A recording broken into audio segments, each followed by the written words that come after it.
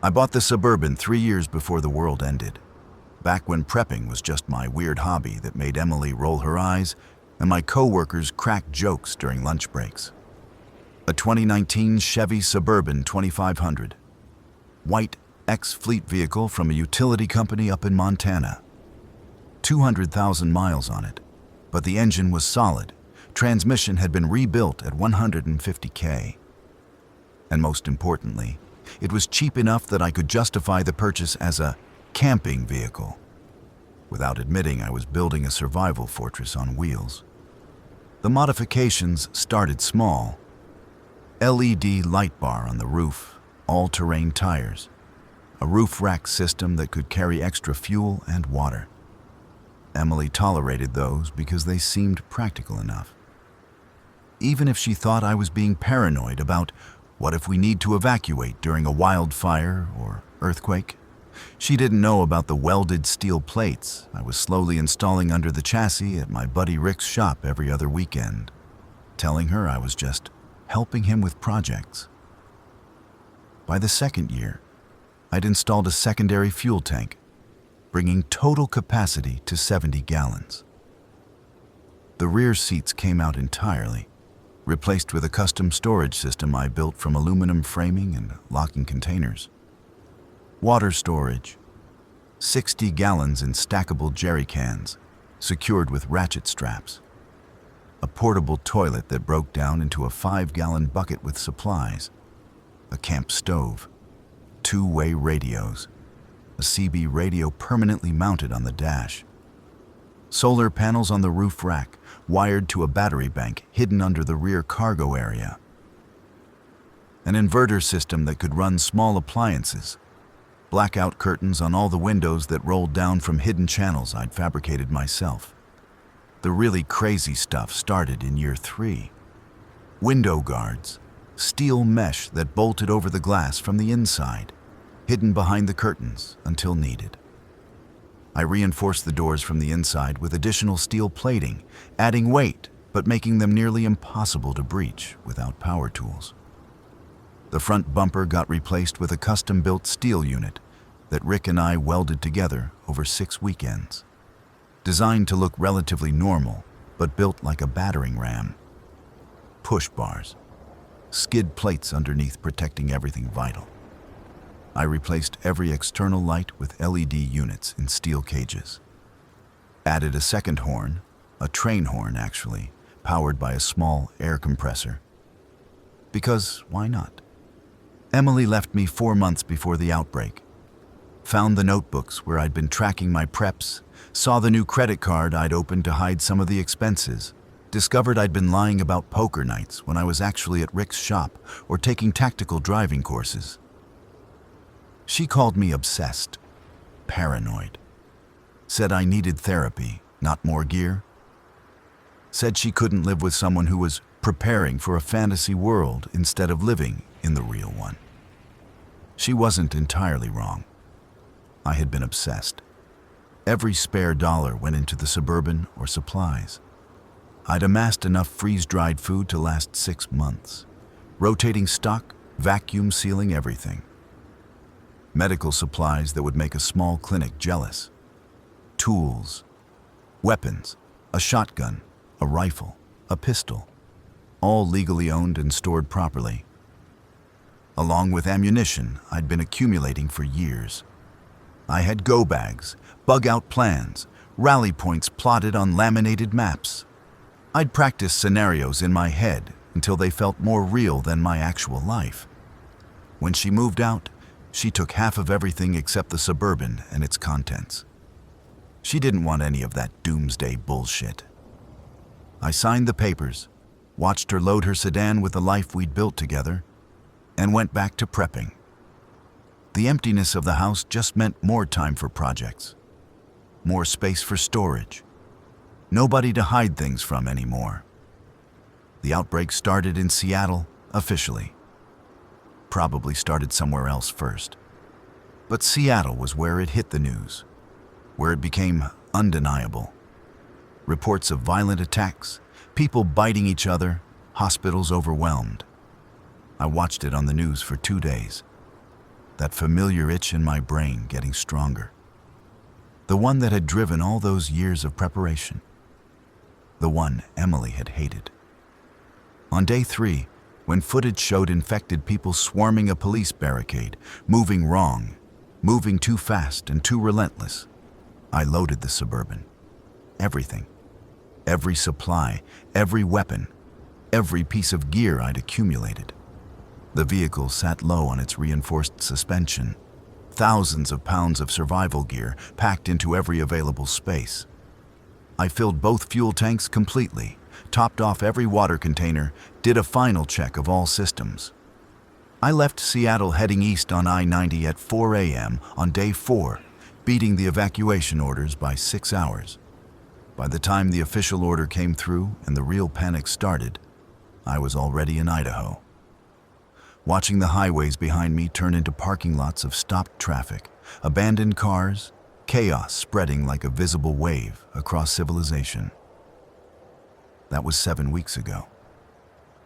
Now I'm parked in what used to be a rest area off Highway 26 in eastern Oregon, tucked behind a service building that blocks the vehicle from casual view from the road. The engine's off, has been for 3 hours. I'm running on battery power, which is fine. The solar panels on the roof are doing their job, keeping everything topped off as long as I'm conservative with usage. The sun's directly overhead. High summer heat making the inside of the Suburban an oven despite the window tint and reflective windshield cover I deployed. I'm sitting in the driver's seat with the mesh window guards up, watching the highway through a narrow gap in the blackout curtains. There's a small horde out there, maybe 30 infected, wandering through the scattered vehicles that litter the roadway. Someone tried to make a run for it this morning, I think. There's a fresh wreck, a minivan T-boned by what looks like a pickup truck, both vehicles crumpled together about 200 yards from my position. The infected are investigating the crash, drawn by whatever noise it made hours ago, shambling around the twisted metal looking for prey that's probably already dead or turned. I've been observing them for weeks now, learning their patterns. They're not intelligent, not really. They respond to sound and movement and maybe smell, though I'm not certain about that last one. They can't open doors, can't climb, can't problem solve. But they're persistent and they're everywhere.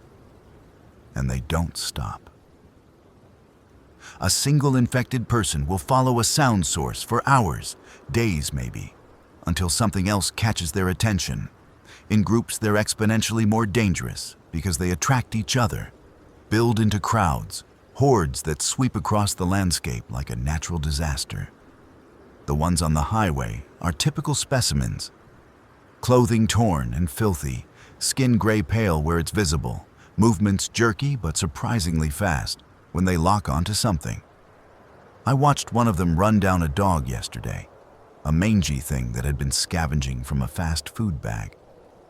The infected covered 50 yards in seconds, no hesitation, just pure pursuit until it caught the dog, and I stopped watching at that point. My stomach growls, reminding me I haven't eaten since last night. I've been rationing carefully. 1 main meal per day plus snacks to keep energy up. The freeze-dried food I stockpiled is going to last a long time at this rate. But I need to start supplementing with scavenged supplies.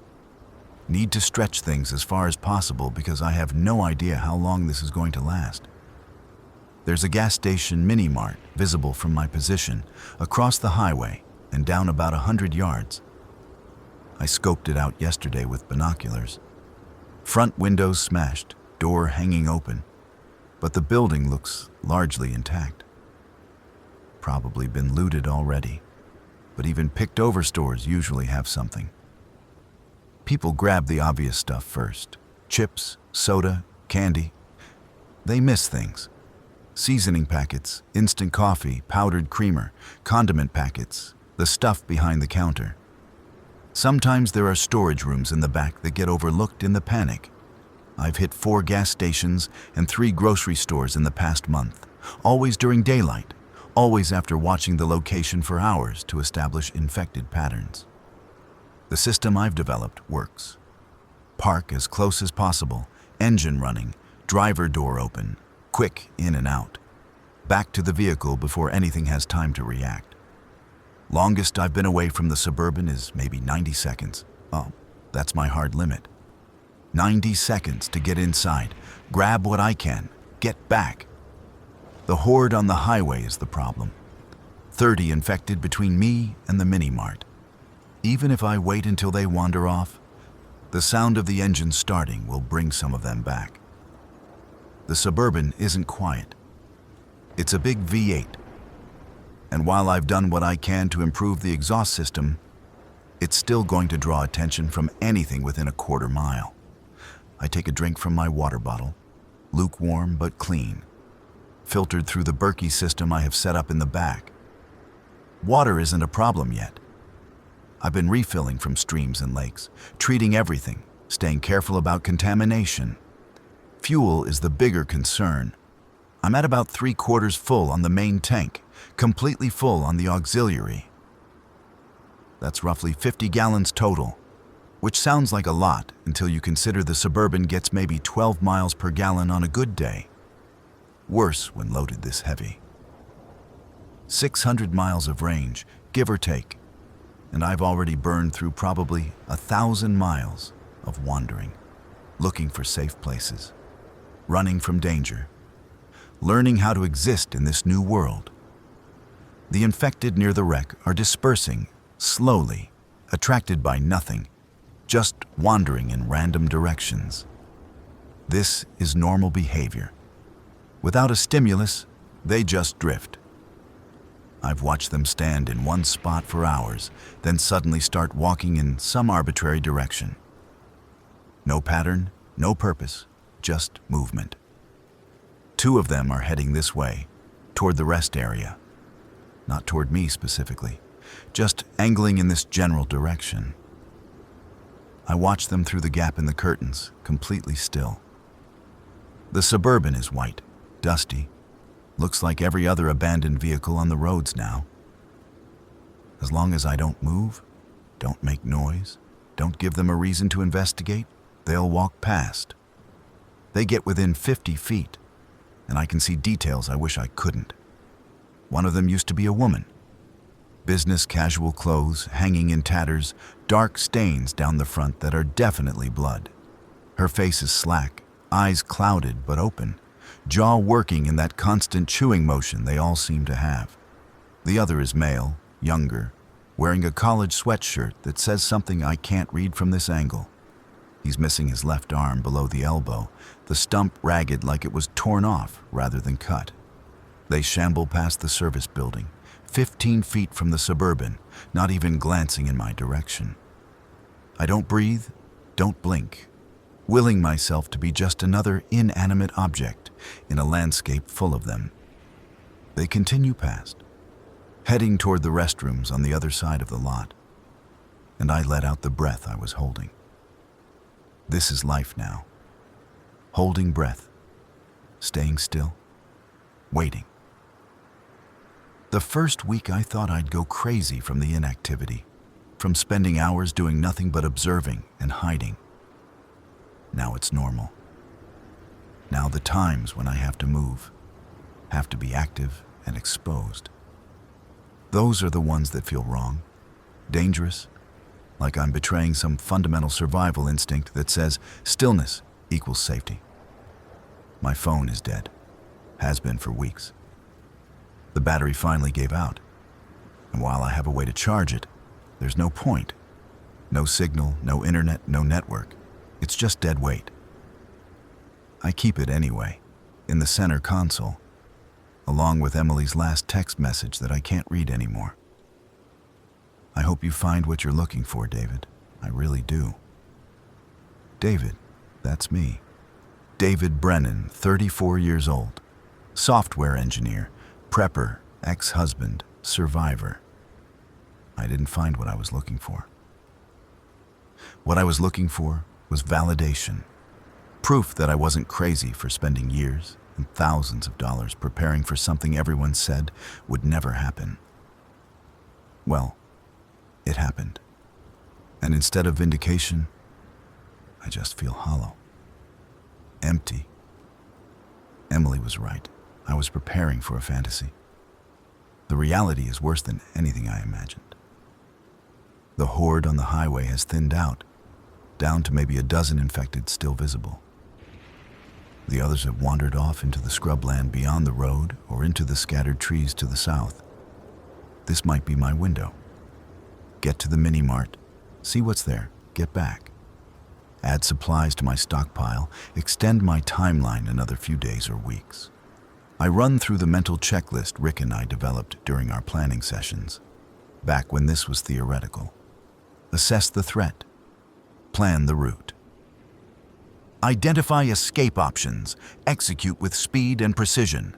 Have a backup plan. Always have a backup plan. Threat assessment. A dozen infected visible. Spread out. None immediately near the mini-mart.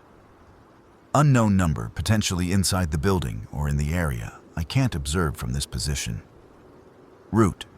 Straight shot across the highway, maybe 120 yards total. Plenty of space to maneuver the Suburban between abandoned vehicles. Pavement is clear enough. Escape options. Back the way I came, or push through to the east and loop around if things go wrong. The Suburban can handle rough terrain if needed, can push through barriers, can ram through small groups of infected if absolutely necessary. I've done it twice already. Backup plan. If the store is swarmed or the situation goes bad, abort immediately. Return to this position or continue east and find another location. Don't commit to a bad situation. I reach for the key in the ignition, then stop. Something feels off. Not wrong exactly, just off. I've learned to trust this instinct over the past weeks. The times I ignored it, things went bad. The grocery store in Bend where I almost got trapped because I didn't trust the feeling that something was wrong. The farmhouse outside of Burns, where I nearly stumbled into a group of survivors who were not friendly, not interested in helping each other, just interested in taking. I study the mini-mart again through the binoculars, high-powered optics I invested in 2 years ago. The building looks the same as it did yesterday. Same broken windows, same open door, same scattered debris in the parking lot. But there's movement inside, just a flash, barely visible through the shattered front window. Could be an infected that wandered in, could be something else. I keep watching, patient. Minutes pass. The sun beats down, turning the inside of the Suburban into a sauna despite the insulation. Sweat runs down my back, soaks into my shirt. I don't move, don't lower the binoculars. There, again. Someone moving deliberately, carefully, visible for just a second in the darkness beyond the window. Too purposeful to be infected. Another survivor. My heart rate picks up. I haven't had contact with other people since the farm. Since I drove away at 3 a.m. while the group argued about whether to rob me or kill me, or let me join them. Humans are more dangerous than infected now. The infected are predictable. People aren't. Do I wait them out? Do I approach? Do I just leave? Find another location? The Suburban has everything I need to survive for months. But I can't keep burning fuel indefinitely, can't keep moving forever. At some point, I need to find somewhere to hole up long term, somewhere defensible and sustainable. And maybe other survivors are part of that equation. Or maybe they're just another threat. I'm still debating when the decision gets made for me. The person inside the mini-mart steps into the doorway, clearly visible now. Female, I think, though it's hard to tell from this distance. Dark clothing, a backpack, something in her hands that might be a weapon.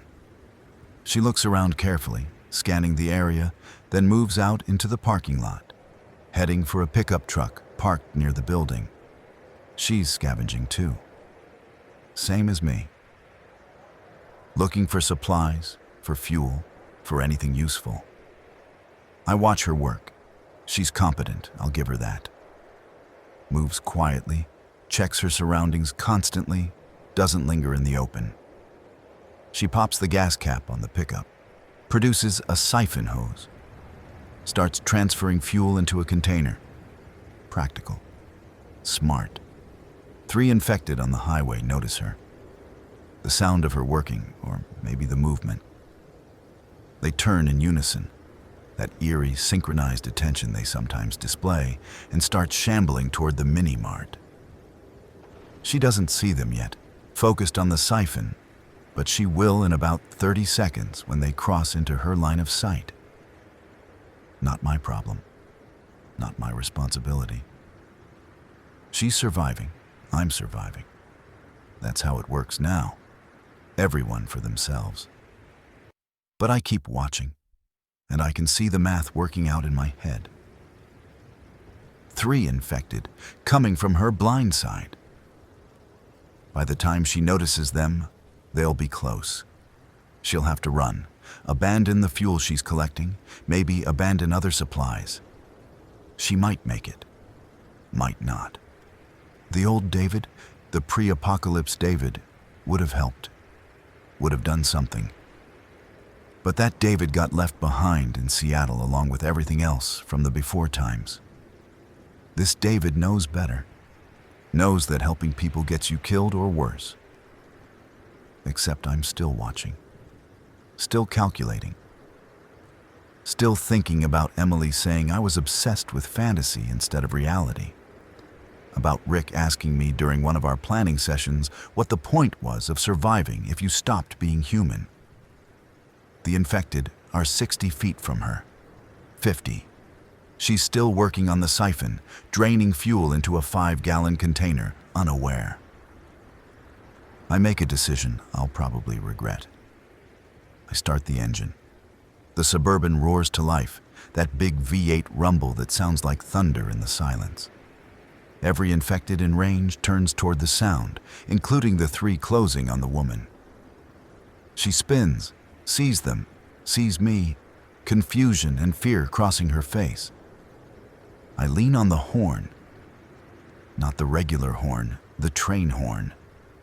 The air compressor I installed releases a blast that sounds like a freight train is bearing down. A sound so loud, it physically hurts. Every infected within half a mile is going to hear it. Every single one. The 3 near the woman break off their approach, turning fully toward the Suburban now, starting to move in my direction. The woman is frozen, staring at me across the distance, trying to process what's happening. I hit the horn again, 2 short blasts, then drop the Suburban into gear and start moving forward, pulling out from behind the service building into full view. I'm not subtle. I'm not quiet. I'm the loudest, most obvious thing in the entire landscape, and everything infected is going to come looking. The woman unfreezes, snaps into action. She drops the siphon hose, grabs the fuel container even though it's not full, throws it into the back of the pickup, and runs for the cab. Smart. She understands what I'm doing. I give her 30 seconds to get mobile while I draw the infected toward me. They're coming from everywhere now. The ones from the highway, the ones that were scattered in the area, more emerging from buildings and vehicles I didn't know were there. The horde is reforming, growing, all of them converging on the source of the noise. The pickup's engine starts. She's moving, pulling out of the mini-mart parking lot, heading east on the highway, away from the swarm. Good. She's clear. Now I need to be clear. I've got maybe 20 infected between me and the highway, more coming in from the sides. The ones directly ahead are spread out enough that I can navigate through them. The Suburban lurches forward, gaining speed, and I aim for the gaps between them. The first one I pass close enough to touch, its hands scrabbling against the passenger side as I blow past. Second and third are wider apart, easy to avoid. The fourth one I hit. Not intentionally, it changes direction at the last second, stumbles directly into my path, and I don't have time to swerve. The impact feels like hitting a speed bump, a solid thump under the front wheels. The infected disappears beneath the vehicle, and I feel the rear wheels roll over it too. The Suburban doesn't even slow down. I'm on the highway now, accelerating, checking mirrors. The horde is following, that horrible, relentless pursuit. But they're on foot, and I'm doing 40 miles per hour, and the distance opens up fast. Within a minute, there's small figures in the rearview mirror, still coming, but already losing ground. The pickup is ahead of me, maybe a quarter mile up the highway. I can see the driver checking mirrors too, probably trying to figure out if I'm a threat or a helper or something else entirely. I maintain my distance, neither closing nor falling back. We drive like this for 10 miles, her in front, me behind, an awkward convoy of mutual uncertainty. Eventually, the pickup's brake lights flash, and it pulls onto the shoulder. I slow down, wary, remembering the farm and the men with guns who'd smiled while discussing whether to shoot me. The pickup stops. The door opens. The woman gets out, and now I can see her clearly for the first time. Late 20s maybe, athletic build, dark hair pulled back in a ponytail. She's got a rifle in her hands, not pointing at me, but definitely ready. We stare at each other across 50 feet of empty highway. I kill the Suburban's engine. The silence that follows is enormous. She moves first, lowering the rifle slightly, a gesture that might be peace or might be tactics. Her voice carries across the distance. Why did you do that? Fair question. I don't have a good answer. I roll down the window, the actual window, not just a gap in the curtains. Seemed like you needed help. I had it under control. Maybe. We study each other. She's taking in the Suburban, seeing the modifications, the reinforced bumper, the steel mesh on the windows that's only partially visible from the outside. Probably revising her assessment of who and what I am. You alone? She asks. Yeah. Me too? She pauses. My name's Kat. Catherine. But Kat. David. Another pause, longer this time. The sun beats down. Somewhere in the distance, infected are probably still following the sound of my horn, but we're miles away now. Safe for the moment.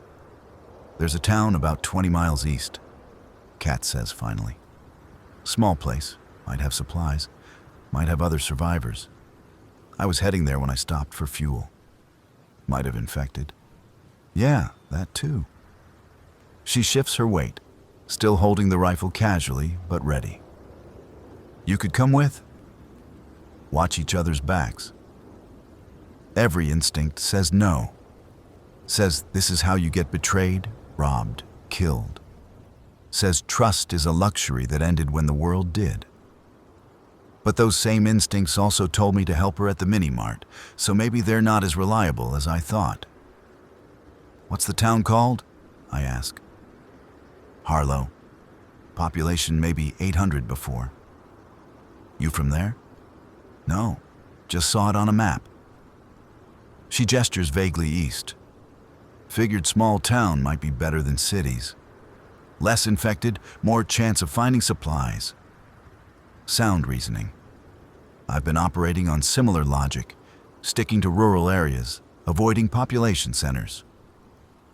I'll follow you, I say after another pause.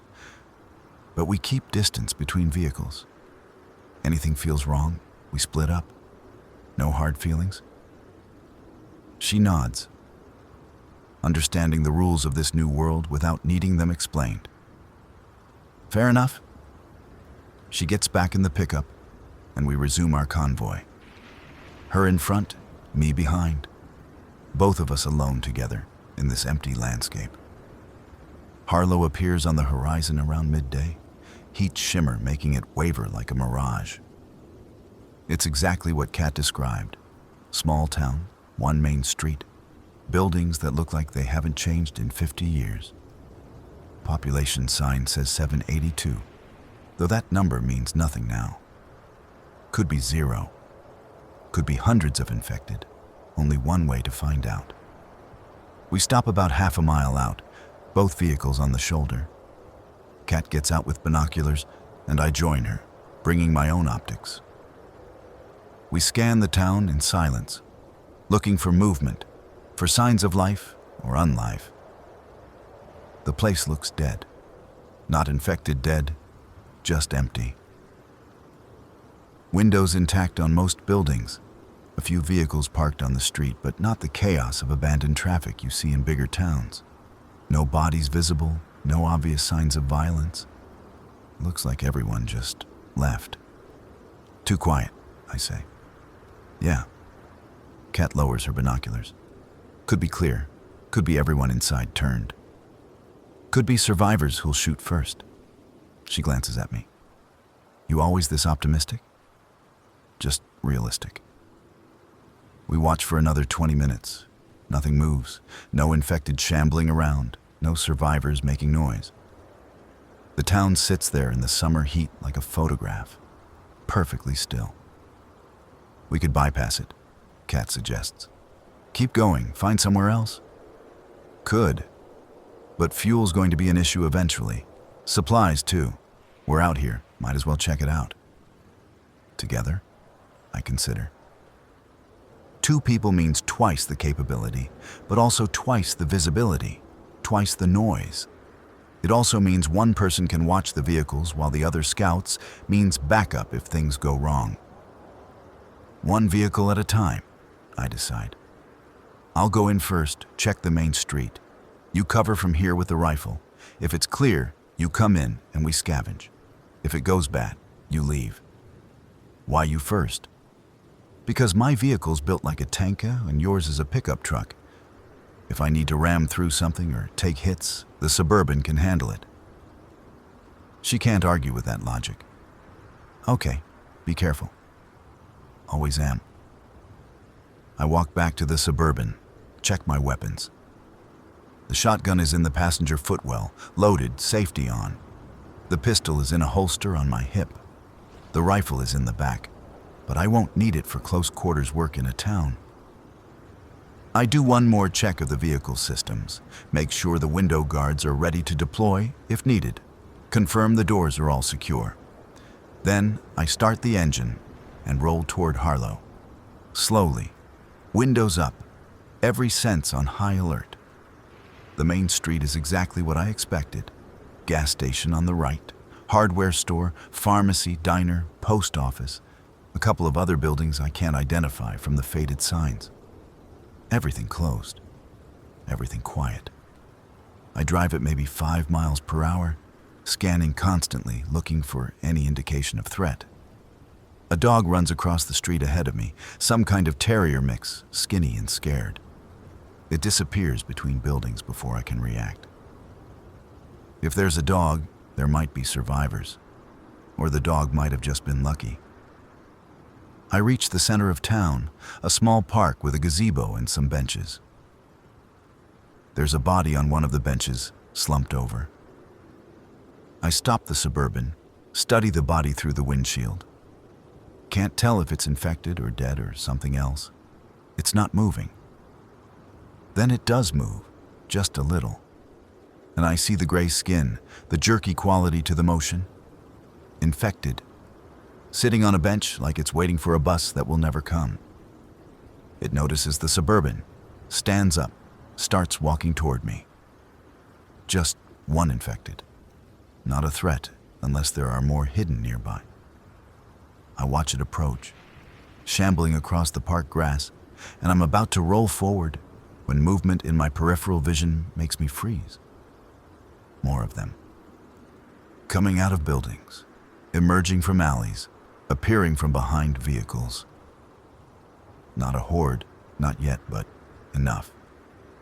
10, 15, 20 infected, all turning toward the sound of my engine. All starting to converge. Time to leave. I throw the Suburban into reverse, back up fast, checking mirrors constantly. The infected pursue, but they're slow, uncoordinated. I've got plenty of space to turn around, to head back.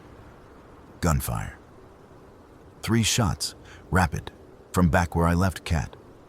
Then more shots, sustained fire, the crack of a rifle echoing across the distance. She's in trouble. I forget about the infected behind me. Spin the wheel, drop into drive, and floor it. The Suburban accelerates, engine roaring, and I'm racing back up the main street toward the highway. The infected in town are following the sound, but I'm already past them, leaving them in the dust. Kat's position comes into view and my stomach drops. There's a group of infected swarming her pickup, must be 30 or 40 of them, and she's on top of the cab shooting down at them with her rifle. They're piling up, climbing over each other, reaching for her. She's fighting them off, but there are too many, and more are coming from somewhere, drawn by the gunfire. I don't slow down. Don't hesitate. The Suburban has weight and speed, and that reinforced front bumper, and I use all of it. I slam into the edge of the swarm doing 40 miles per hour, and infected go flying. Bodies crumple under the front end, disappear beneath the wheels, tumble over the hood. The impact is massive, violent, but the Suburban punches through like they're made of paper. I brake hard on the far side of the swarm, throw open the passenger door. Get in, now! Kat doesn't argue. She slides down from the cab roof, sprints the 10 feet to the Suburban, while I provide cover with the pistol. 2 shots that drop infected, getting too close. She's inside and I'm moving before her door even closes, accelerating away from the swarm, leaving her pickup behind. My stuff, she starts. Gone. Your life isn't. She knows I'm right. We both do. The pickup is surrounded, no way to get back to it safely, and staying to fight would be suicide. She lost everything she had, except her rifle and what's in the pockets of her cargo pants.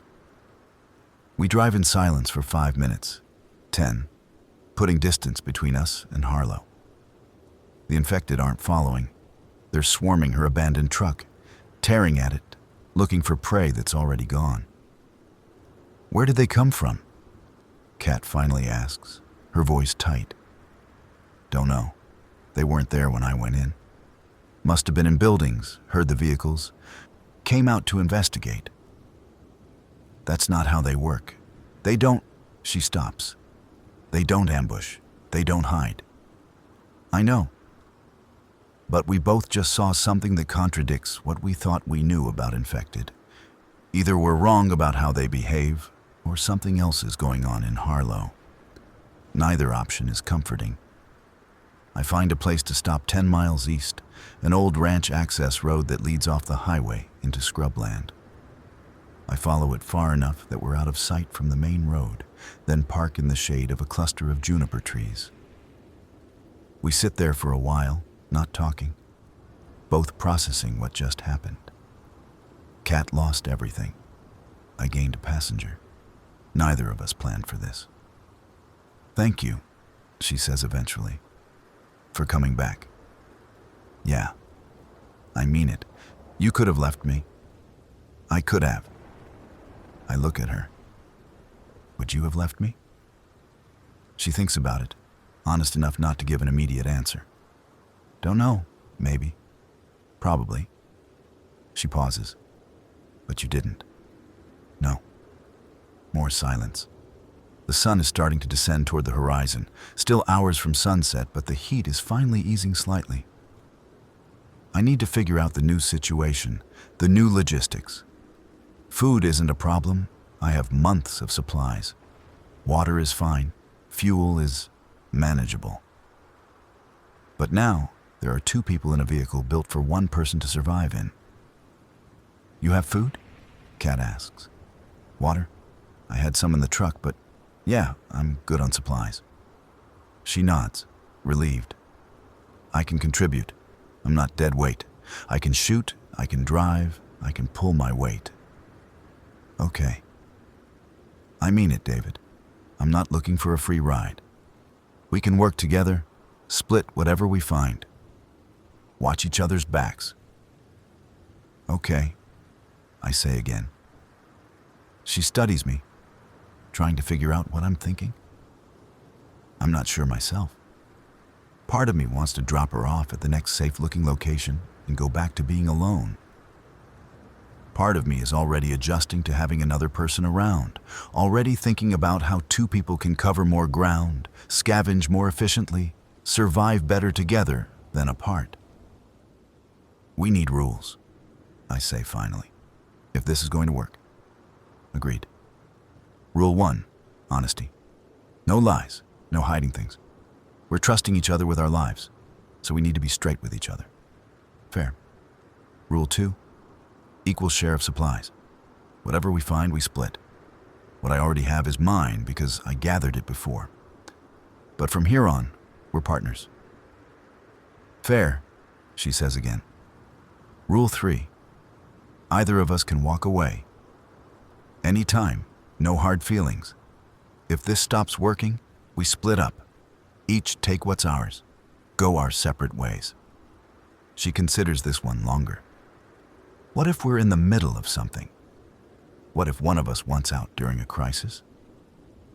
Then we get through the crisis first, then split.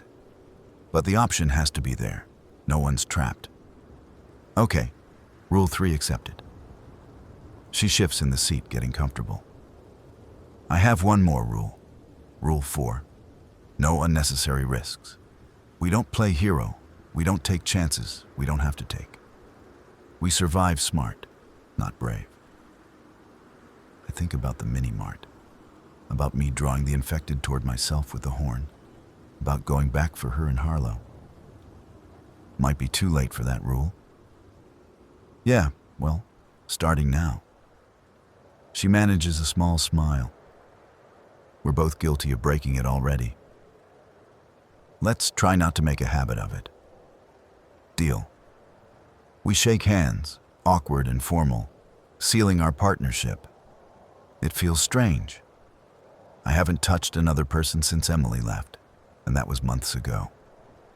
Human contact feels foreign now, almost uncomfortable. So, what's the plan? Kat asks. Where are we going? East, inland, away from population centers. Looking for somewhere isolated, defensible, sustainable. That's a long-term plan. What about short-term?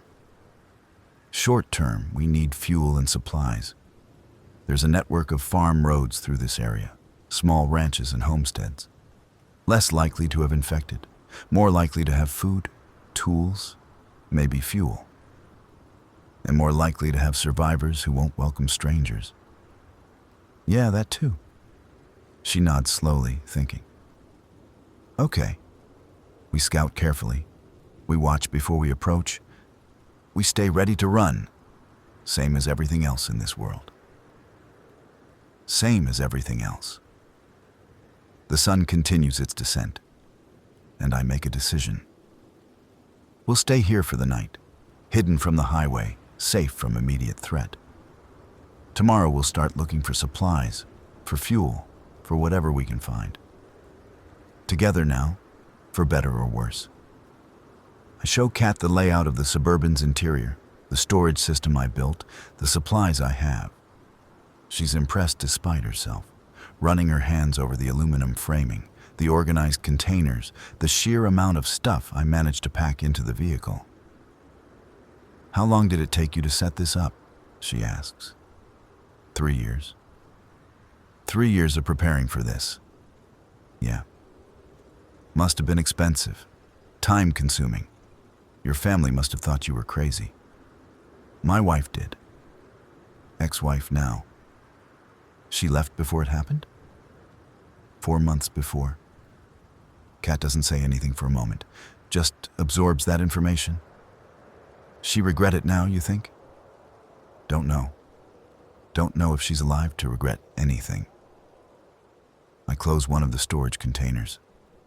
Doesn't matter now. But it does matter. A little. In the quiet moments when I'm not focused on survival. I wonder where Emily is. If she made it. If she found somewhere safe. I wonder if she thinks about me, about the Suburban and all my preparations that she hated. I wonder if she wishes she'd stayed. Probably not. Emily was smart, capable, social in ways I never was. She probably found a group, a community, people who worked together to survive. That was always her strength. Bringing people together, building relationships, creating connections. My strength was preparation, isolation, self-sufficiency. Two different survival strategies. Only time will tell which one works better in the long run. As the sun sets, we eat. Freeze-dried meals rehydrated with filtered water. Not delicious, but nutritious and calorie-dense. Kat is quiet, still processing her losses from the day. I give her space, understanding that having your entire supply cache get taken away in minutes is traumatic, even in a world where trauma is constant. We set up a watch schedule. 4-hour shifts, one person alert while the other sleeps. It's awkward trying to figure out sleeping arrangements in the Suburban's cramped interior, but we make it work. Kat gets the rear cargo area, cushioned with sleeping bags and emergency blankets. I take the driver's seat, reclined as far back as it goes. Not comfortable, but I've slept in worse positions. My shift is first. I sit in the darkness, windows cracked slightly for air, listening to the night sounds of rural Oregon. Crickets, wind in the juniper trees, distant coyotes. And underneath it all, the faint sounds of civilization's collapse. Car alarms going off miles away, dogs barking, once the distinct crack of gunfire from somewhere far enough that it's not an immediate threat. Kat sleeps fitfully in the back, occasionally making small sounds. Nightmares, probably. I've had them too, dreams of being chased, being torn apart, being trapped while infected swarm over me. Waking up in the Suburban, sweating and gasping, taking minutes to remember where I am and that I'm still alive. Around midnight, headlights appear on the highway. I freeze, watching through a gap in the trees as a vehicle passes. A van moving fast, heading east. I can't see details. Can't tell if it's infected drivers or survivors. It's gone in seconds, and the darkness returns. This is the world now. Other people are ghosts, briefly visible and then gone. Everyone isolated in their own bubbles of survival. No communication, no organization, no society. Just individuals and small groups, all trying to make it one more day. My watch ends at 2 a.m. I wake Kat gently. Sudden movements can get you hurt when everyone's on edge. She comes awake fast, alert immediately, reaching for her rifle before remembering where she is. Your turn, I say quietly. Nothing happened. Saw one vehicle on the highway, that's it. She nods, rubs her eyes, climbs into the front seat while I move to the back. The sleeping bag still holds her warmth, smells faintly of sweat and fear. I'm asleep within minutes, exhausted from the day's stress. I wake to sunlight and the smell of instant coffee. Kat has the camp stove set up outside, boiling water, making breakfast. She's positioned herself where she can see both the highway and our immediate surroundings, rifle within easy reach. Morning, she says when she sees me emerge. Hope you don't mind. Found the coffee in your supplies. It's fine. We're sharing now. We eat breakfast in silence. Oatmeal with dried fruit, coffee that's instant and terrible but caffeinated. The morning is cool, will be hot by midday, but for now it's pleasant. almost peaceful if you ignore the underlying current of constant danger. "I've been thinking," Kat says, finishing her coffee. "About yesterday. About Harlow." "Yeah?" "Those infected didn't just come out of buildings randomly. There were too many, too coordinated. They were already gathered there, already in position. Infected don't coordinate." "I know. That's what bothers me." She sets down her cup. What if they're learning? Adapting? What if they're not as mindless as we thought? I've been having similar thoughts. Don't want to voice them. The infected are supposed to be simple. Respond to stimulus, pursue prey, no higher thinking. If that's changing, if they're developing even basic problem-solving or pack tactics, everything gets exponentially worse. Or, I offer, Harlow had survivors who got overrun. The infected gathered because there was prey to chase, and then we showed up and inherited the situation. Maybe. She doesn't sound convinced. Or maybe we don't understand them as well as we think we do. We clean up camp, pack everything back into the Suburban, prepare to move. The plan is to explore the farm roads, look for isolated properties that might have supplies. It's dangerous. Every building could have infected, every driveway could be a trap. But we need fuel and food, and we're running out of easy options. The first ranch we find is burned out, just charred remains and smoke-stained concrete foundations. Fire got it. Whether deliberately or accidentally, we can't tell. There's nothing to scavenge, so we move on. The second place is intact, but swarming with infected. We see them through binoculars from a distance, at least 50 gathered around the main house and outbuildings. Something drew them here. Maybe survivors holed up inside. Maybe just the residual smells of human habitation. Either way, it's not worth trying to fight through that many. The third ranch is empty. Completely empty. No infected, no survivors, no signs of violence. The house is unlocked, front door standing open, everything inside perfectly normal except for the absence of people.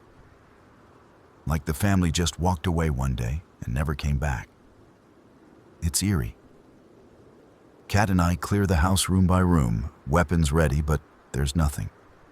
Beds made, dishes in the drying rack, mail on the kitchen counter dated 2 months ago, a dog bowl with kibble still in it, though no dog. They evacuated, Kat suggests, holstering her pistol. Got out early, went somewhere they thought was safer. Maybe. The pantry has food, canned goods, dry pasta, rice, beans, cooking oil. The garage has tools, spare fuel cans that are empty but useful. There's a generator that's out of fuel but functional. A well with an electric pump that won't work without power, but we can rig something. We spend 2 hours loading supplies into the Suburban, making trips back and forth, constantly watching for threats that never materialize. It feels wrong, this easy scavenging, like we're waiting for the other shoe to drop. It drops when we're finishing up, loading the last of the supplies. Kat is carrying a box of canned goods from the house, and I'm rearranging storage in the Suburban's cargo area when I hear an engine.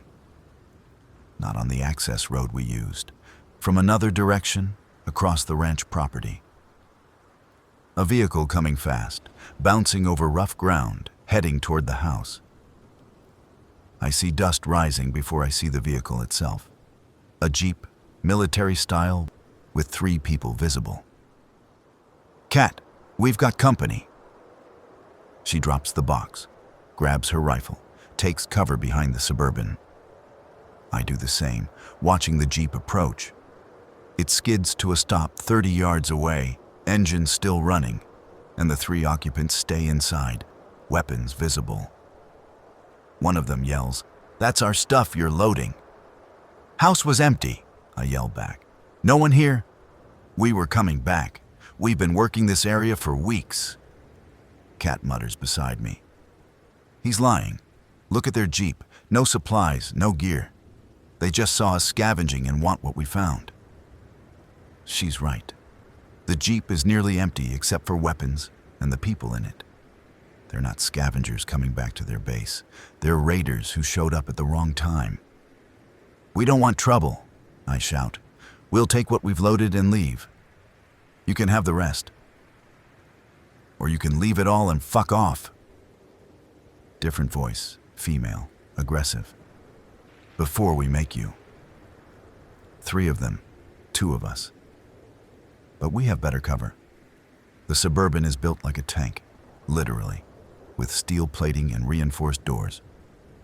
Their Jeep is canvas and aluminum. If this turns into a firefight, we have advantage. Bad idea, Kat shouts, her rifle aimed at the Jeep. We're not soft targets. You want to test it? Standoff. 30 seconds of tension. Everyone's fingers on triggers, waiting to see who blinks first. I'm calculating angles, cover, escape routes. If shooting starts, I'll go for the engine block, disable their vehicle, give us time to get in the Suburban and run. This is bullshit, one of them says, loud enough to hear. Let's just shoot them and take everything. Hold on, another voice replies. That's a prepper vehicle. Look at it. They've got supplies, gear, probably weapons and ammo. We kill them, we get everything. They're discussing our murder like it's a business decision, clinical, matter of fact. This is what people have become. Cat catches my eye, mouths. 3 of them. I nod slightly. I'm thinking the same thing. 3 raiders, probably more aggressive than skilled. If we're smart, if we're fast, we can end this without dying. Last chance, I yell. We're leaving. You can have the house and everything in it. No one needs to die today. Wrong. The female voice again. You need to die today. Now. The first shot comes from the Jeep, poorly aimed, hits the Suburban's front quarter panel with a metallic ping. Kat and I return fire simultaneously, her rifle crack and my pistol boom overlapping. The Jeep's windshield spiderwebs. Someone screams. Then it's chaos. Sustained gunfire from both sides, bullets punching through metal, glass exploding, ricochets whining off into the distance. I empty my pistol's magazine at the Jeep, aiming for center mass where the occupants are, trying to hit flesh, not vehicle. Kat is more precise. 3 measured shots from her rifle.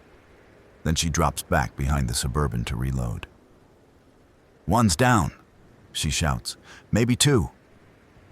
The Jeep lurches into motion, driver still alive, trying to retreat or maybe trying to flank us. It's moving erratically. Someone hurt inside, compromised control. I've reloaded the pistol and I aim for the tires, squeeze off 4 shots. At least 1 hits. The Jeep slews sideways. Front tires shredded and it grinds to a halt. Stay down, I tell Kat. Then I sprint from behind the Suburban, moving at an angle to get line of sight on the Jeep's interior. 2 bodies visible, not moving. 3rd person is the driver, slumped over the wheel, maybe hit or maybe taking cover. I approach carefully, pistol aimed, ready for them to pop up shooting. But they don't. The driver is dead, slumped against the door, bullet hole visible in the side of their head. The other 2 are equally dead, sprawled in the back seat, riddled with bullets. We killed them. 3 people, dead in under a minute of gunfire. I should feel something. Remorse, horror, guilt. Instead, I just feel relief that it's over and we're alive. Clear, I call back to Kat. She emerges from cover, rifle still ready, joins me at the Jeep. We search the bodies, taking their weapons, 2 pistols, another rifle, ammunition. No food, minimal water, barely any supplies. They were exactly what we thought. Raiders, probably living hand to mouth, preying on anyone they found. "We need to move," Kat says, already turning back to the Suburban. "Gunfire will draw infected." She's right. We finish loading, throw the raiders' weapons into the cargo area to sort through later, and we're driving away within 5 minutes. Behind us, the ranch sits quiet again. 3 bodies in a Jeep that will never move again, a house full of supplies we couldn't carry. Neither of us talks about what happened for the first hour of driving. We just put distance between us and the ranch, winding through farm roads, heading generally east, away from everything. Finally, Kat says, "You okay?" "Yeah. You?" "Yeah." Pause. "First time I've killed people. Since the outbreak, I mean." "Me too." "Doesn't feel like I thought it would." "No." More silence. The landscape rolls past, high desert transitioning to foothills, mountains visible in the distance. Somewhere up there might be safety, isolation, a place to hole up and wait for... what? For things to get better? For a cure? For rescue? There's no rescue coming. No cure being developed. No government coordination or military response. That all fell apart in the first weeks. Now it's just survival, day by day, making choices that might keep you alive a little longer. "They would have killed us," Kat says eventually. "If we didn't shoot first?" "I know." "So it was self-defense." "Yeah." She needs to process it, needs to justify what we did. I don't blame her. I'm doing the same thing internally, running through the scenario, confirming that we didn't have a choice, that it was us or them. The truth is, we probably could have driven away before shooting started. Could have abandoned the supplies, gotten in the Suburban, and left. But they would have followed, would have hunted us, would have found us eventually. And next time might have been worse. Night ambush, roadblock, something we couldn't fight our way out of. No. Killing them was the right choice. The only choice that guarantees our survival. I just wish it didn't feel so empty. We find a place to stop for the night. An old logging road that climbs into foothills, ending at a clear-cut area with good sight lines. We park the Suburban facing downhill, ready to run if needed, and set up camp. Dinner is quiet, both of us lost in our own thoughts. The sunset is beautiful, painting the sky in oranges and purples, the kind of thing that would have been romantic in the before times. Now it's just another day ending, another night to survive. "Tell me something," Kat says as darkness falls. "About before, about your life, your wife, whatever. Something normal." I think about it. Normal feels like a foreign concept. We had a cat, Emily's cat really, but I liked him. Orange tabby named Chester. When she left, she took him with her. You miss the cat? Yeah, more than I probably should. Kat smiles slightly. I had a dog, German Shepherd named Ajax. He was with me when it started, but she trails off. He didn't make it. Infected got him protecting me. I'm sorry. Yeah. She stares at the fire we shouldn't have built but did anyway, small and contained in a metal container from the ranch. I think I miss normal more than anything. Miss going to the grocery store, paying bills, complaining about work, all the stupid mundane stuff that seemed annoying then. What did you do before? Physical therapist. Had my own practice, mostly athletes and post-surgery recovery. Spent my days helping people heal, get stronger. She laughs bitterly. Now I spend my days shooting people and running from monsters. Not monsters, just infected. Still human, technically. That makes it better? No, just different. We fall silent again, watching the fire burn down. Stars appear overhead, millions of them, more visible now without light pollution from cities. The universe doesn't care that humanity is ending, doesn't even notice. What do you think happens? Kat asks. Long term, I mean. Does everyone die? Do the infected eventually just starve or rot or whatever? Do we rebuild? Don't know. Maybe it burns itself out. Maybe we adapt. Maybe this is just how things are now, forever. That's bleak. It's realistic. She considers. You know what I think? I think pockets survive. Groups of people who figure it out, who work together, who build something sustainable. Maybe not civilization like before, but something. Communities. Tribes, maybe. Until raiders show up and take everything. So we defend. We build walls, organize, create rules. Humans have done it before, built societies from scratch, survived disasters, bounced back from plagues and wars and collapses. This is just another one. I want to believe her optimism. But I've seen too much in the past 7 weeks. Seen people turn on each other. Seen society dissolve into every person for themselves survival. The infected are the least dangerous thing out here now. It's the living you have to watch out for. But I don't say that. Let Kat keep her hope.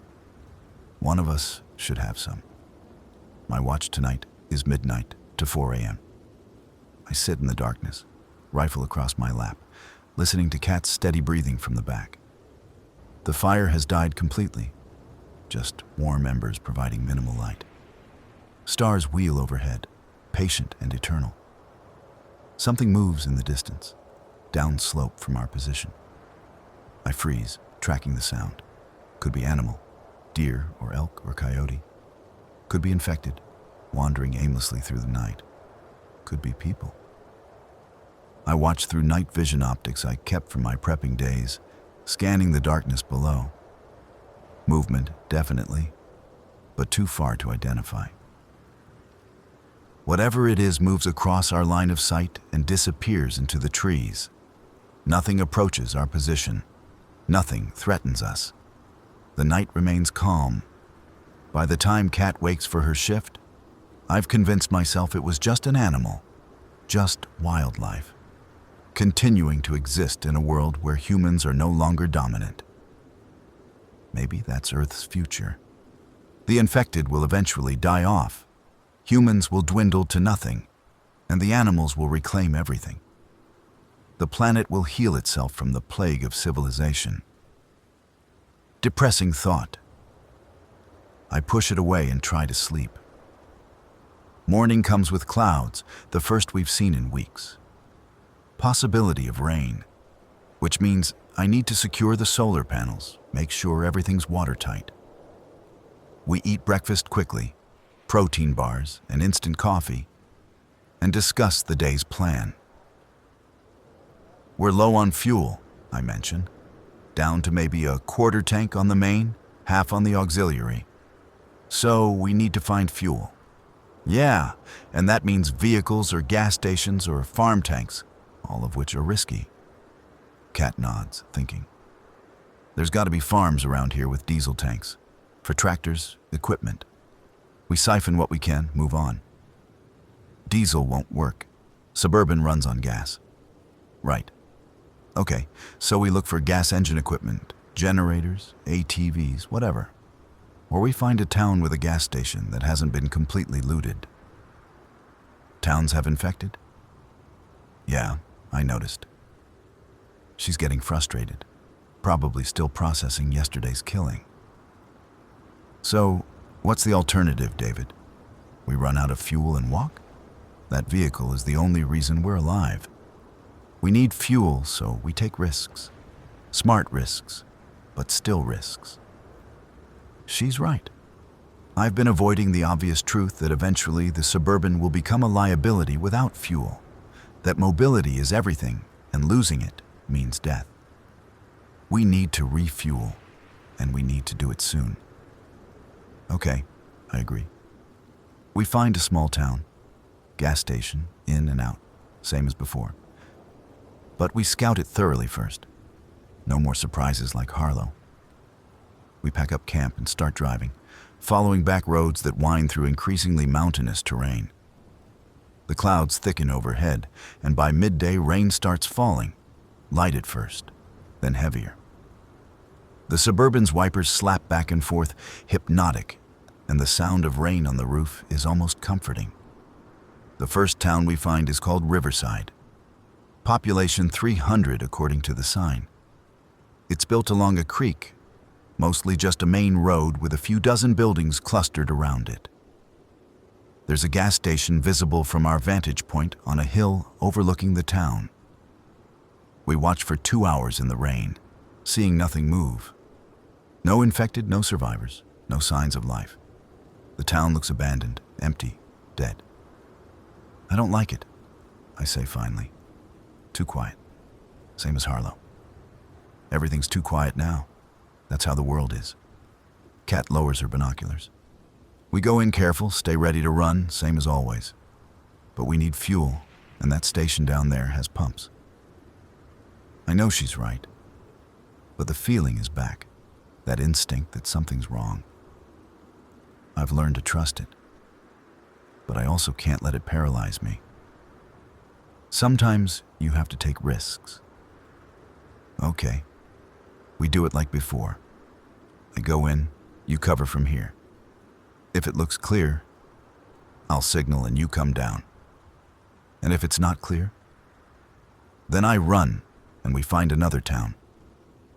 We finalize the plan, check weapons, prepare for the worst. Then I start the Suburban and roll down the hill toward Riverside, windshield wipers beating steadily against the rain. The main road is empty, puddles forming in potholes, rain hammering down. I drive slowly, scanning constantly, expecting infected to come pouring out of buildings like they did in Harlow. But nothing moves. The town is truly deserted. I reach the gas station, pull up to the pumps. The power is out, no electricity to run the pumps. But I came prepared for this. In the cargo area, I have a manual siphon pump and empty fuel cans. The station's underground tanks should still have gas, assuming they haven't been completely drained already. I kill the engine, sit for 30 seconds listening. Rain on metal, wind, nothing else. Then I step out, rifle in hand, and move to the pump island. The tanks underground are accessed through locked covers set into the concrete. I have bolt cutters in the Suburban, and they make quick work of the cheap locks. First tank I check is diesel, useless. Second tank is regular unleaded, perfect. I'm setting up the siphon, feeding the hose down into the tank, when I hear something. Not rain, not wind. Voices, human voices, coming from inside the gas station's convenience store. I freeze, trying to locate the source. The store's windows are tinted, hard to see through in the rain and dim light. But I definitely heard voices, multiple people talking in low tones. Options flash through my mind. Leave immediately, abandon the siphon, get in the Suburban, and run. Or stay, keep siphoning, hope they don't notice me. Or approach them, try to make contact, see if they're friendly. The decision gets made for me. The store's door opens, and a person emerges. Male, 40s, wearing a poncho against the rain. He sees me immediately, freezes just like I did. We stare at each other across 30 feet of rain-soaked pavement. Easy, he says, hands visible, no weapons drawn. Not looking for trouble. Me neither. I keep the rifle ready, but not aimed at him. Just getting fuel. Yeah, I can see that. He takes a step forward, cautious. We're doing the same, waiting out the rain, planning to siphon what we can. We. Me and 2 others. Inside. 3 of them, 1 of me. Bad odds if this turns hostile.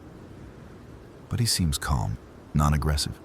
Could be genuine, or could be tactics. There's enough fuel for both groups, I say carefully. I'll take what I need and move on. No conflict necessary. Agreed. Another step forward. I'm Robert. You? David. You alone, David? No. I don't elaborate. Don't mention Cat on the hill with a rifle. Let him think I have people nearby. Backup if needed. He nods, understanding the game we're playing, both of us being cautious, both of us trying to avoid violence while prepared for it. Look, Robert says, we're all just trying to survive. You do your thing, we'll do ours. We all walk away happy. Sound good? Sounds good. He turns back toward the store, calls inside. It's okay, just another survivor getting fuel. Then back to me. 5 minutes, you'll be done and gone, and we never see each other again. I nod agreement and return to the siphon. Working faster now, pumping fuel from the underground tank into my jerry cans. It's slow work. The manual pump isn't efficient, and the fuel has to travel up from maybe 10 feet underground. But it works, and fuel starts flowing into the first can. Robert goes back inside, but I can feel them watching me. 3 people, unknown disposition, probably armed. My back itches with paranoia, expecting a bullet between the shoulder blades. But minutes pass and nothing happens. They're apparently content to let me finish and leave, just like Robert said. First, jerry can fills 5 gallons. I cap it, start on the second. The rain is easing slightly, visibility improving. On the hill, Cat is probably watching through binoculars, finger on her trigger, ready to provide cover fire if needed. Second, can fills. Third, I'm up to 15 gallons, enough to mostly fill the Suburban's main tank, when Robert emerges from the store again. That's enough, he says, not aggressive but firm. Our turn now. I've got the siphon in the 4th can, already partially filled. 2 more minutes. Now, David. His tone has changed. I look up and see 2 more people have emerged from the store. Woman and a younger man, both armed with rifles. They're not pointing them at me, but the message is clear. Time to go. I pull the siphon out, cap the partial jerry can, maybe 3 gallons. Total haul is 18 gallons. Not great, but better than nothing. I start loading the cans into the Suburban, moving deliberately, not making sudden movements. Smart choice, Robert says, relaxing slightly. Like I said, everyone walks away happy. I get the last can loaded, close the rear door, move toward the driver's side. Robert and his people watch, but don't interfere. I'm going to make it. Going to drive away, no violence, no conflict, just like he said. Then the younger man says, "Hold up, that's a nice setup you got there. Prepper vehicle, lots of gear. What else you got in there?" "Doesn't matter," Robert says quickly. He's leaving. But look at it, Robert. That's months of supplies, equipment, everything we need. And there's just one of him. I said he's leaving. Tension spikes. Robert is trying to keep his people from making a stupid decision. But the younger man is getting greedy, seeing everything I have and wanting it. This is going to go bad. I have 2 options. Get in the Suburban and drive away fast, before they decide to shoot. Or end this now, preemptively. Take out the immediate threat before it becomes an actual gunfight.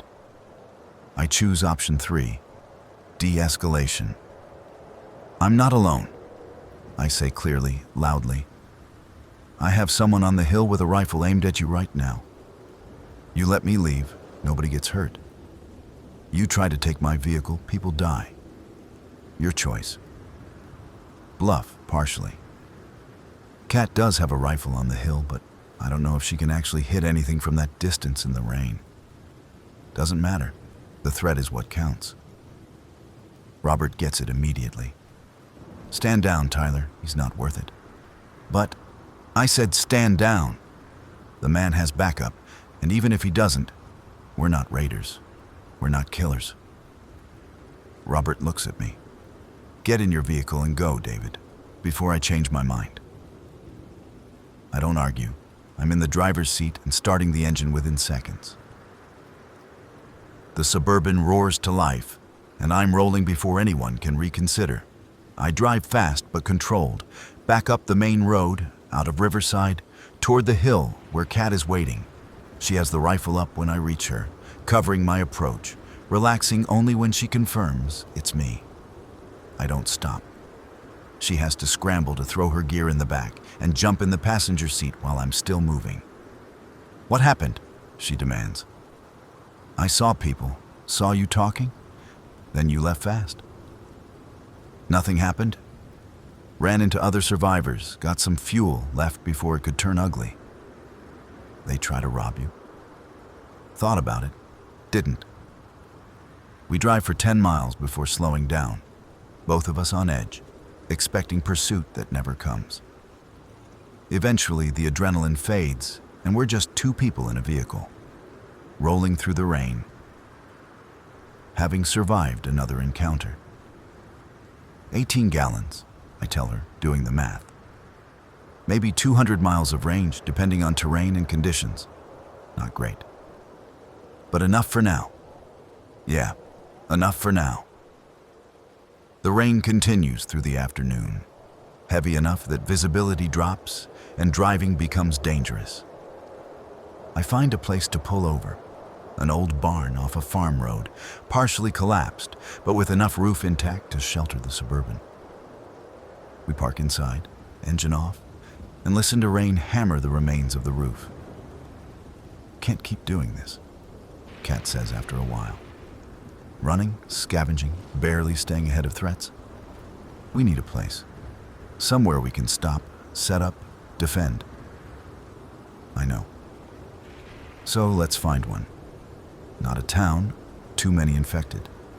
Not too isolated. We need resources nearby, somewhere in between. A ranch, maybe? Or a compound. Something defensible with water and space to grow food. And when other people show up wanting what we have, we defend it. With walls, weapons, whatever it takes. She turns to face me. We can't keep running forever, David. At some point, we have to make a stand. Build something. Otherwise, we're just delaying the inevitable. She's talking about long-term survival. Community building. The kind of thing I never really planned for because I was so focused on short-term survival. Get out, get supplies, stay alive. But she's right. Eventually, the supplies run out, the fuel runs out, the vehicle breaks down. You need a base, a home, something permanent. Okay, I say. We start looking for a place. Somewhere we can fortify, defend, build a life. But we take our time. We choose carefully. One bad decision, and we're dead. Agreed. The rain continues into the evening, and we decide to stay in the barn for the night. It's dry enough, defensible enough, and the sound of rain provides cover for any noise we make. We eat dinner, more freeze-dried food, beginning to get tired of the limited menu, and talk about what we're looking for in a permanent location. Water source is critical. Well or spring or creek, something reliable. Arable land for growing food, though neither of us knows much about farming.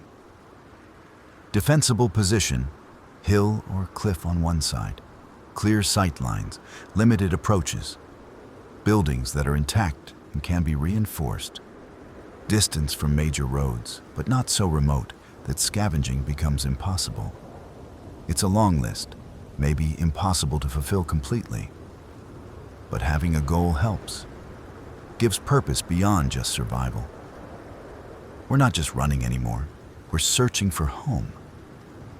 Kat takes first watch, and I try to sleep in the back of the Suburban, rain drumming overhead.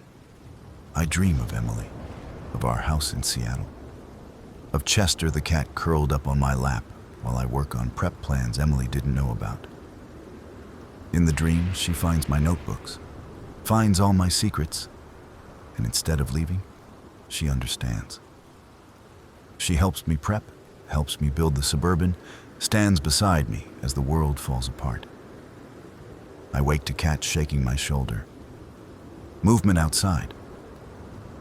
I'm alert instantly, grabbing the rifle, moving to the driver's seat where I can see through the windshield. The rain has stopped, clouds breaking up, moonlight filtering through. And in that pale light, I see them, infected. A dozen, maybe more. Shuffling through the farmyard outside the barn. They're not focused on us, just wandering, drawn by some instinct or stimulus we can't detect. But they're close, too close. And if they hear us or smell us or somehow sense our presence, we're trapped in this barn. How long have they been there? I whisper. Just noticed them a minute ago. They came from the south, moving north. Just passing through, I think. We watch in silence as the group shambles past. Most are in various states of decay, clothing tattered, skin gray and mottled. One of them is fresher, turned recently, maybe days ago. Still recognizable as the person they used to be. Young woman, teenager probably, wearing a high school varsity jacket. She walks with the others, jaw working in that constant chewing motion, eyes empty. They're past the barn now, heading into the fields beyond. We wait another 20 minutes to be sure. Then Kat says, "We should move. More might be coming, and I don't want to be trapped here if a real horde shows up." Smart thinking. We pack quietly, prepare to leave, check that the way is clear. Then we're driving again, leaving the barn behind, heading east under breaking clouds, looking for safety that might not exist anymore. Days blur together. We drive, we scavenge, we hide, we survive. We find supplies in abandoned homes, fuel in private tanks, water from streams and wells. We encounter infected regularly now. They're everywhere, concentrated in some areas and scattered in others, but always present, always a threat. We also encounter other survivors. Most encounters are brief, just passing on roads, each group wary of the other, maintaining distance. A few times we trade information. Which towns are overrun, which roads are blocked, where supplies might be found. Once we trade actual goods, some of our ammunition for medical supplies from a family traveling in an RV. But we don't join anyone, don't form alliances, don't trust anyone enough to let them close. The raiders at the ranch proved that people are dangerous, maybe more dangerous than infected. At least infected are predictable. We've been traveling together for 2 weeks when we find it. The place we've been looking for. It's not perfect, but it's close enough. A ranch in the foothills, isolated, accessible only by a single dirt road that winds up from the valley floor. The main house is stone and timber, solid construction, mostly intact. There are outbuildings, barn, workshop, storage sheds. A creek runs through the property. Water year-round based on the vegetation. Maybe 30 acres of relatively flat land suitable for crops or livestock, surrounded by steep hills and rock outcroppings that form natural barriers. We scout it for a full day before approaching, watching for infected or survivors. We see neither. The place appears truly abandoned, empty since the outbreak. This could work, Kat says, studying the ranch through binoculars. Defensible, resources, isolated enough to avoid casual traffic, but close enough to the valley for scavenging runs. Need to clear it. Make sure there aren't infected inside the buildings. Yeah. But if it's clear, this could be home. Home. The word feels foreign. I've been living in the Suburban for so long, moving constantly, that the concept of staying in one place seems impossible.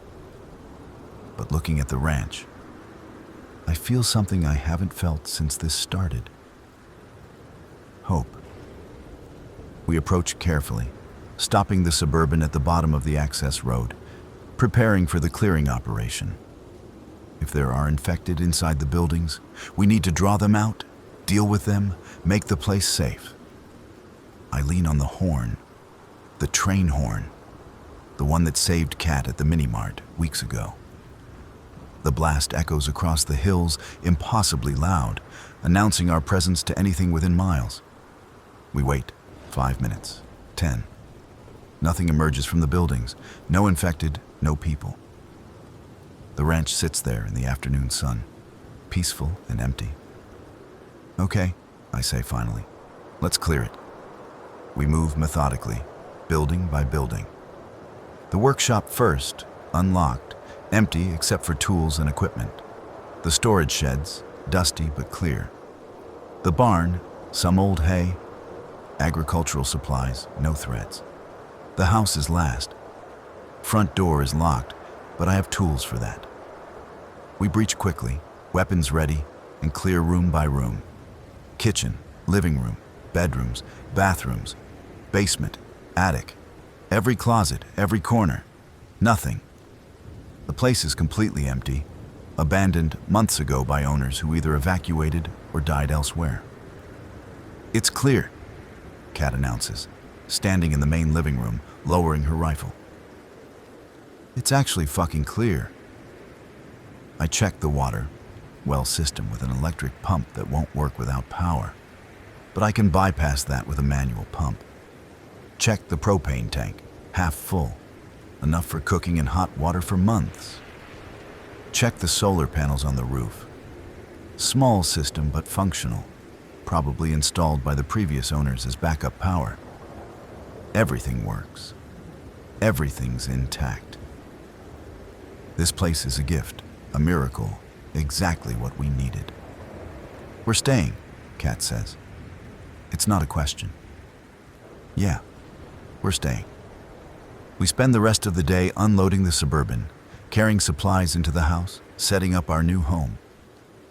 It feels strange, unnatural almost, to unpack instead of keeping everything in the vehicle ready to run.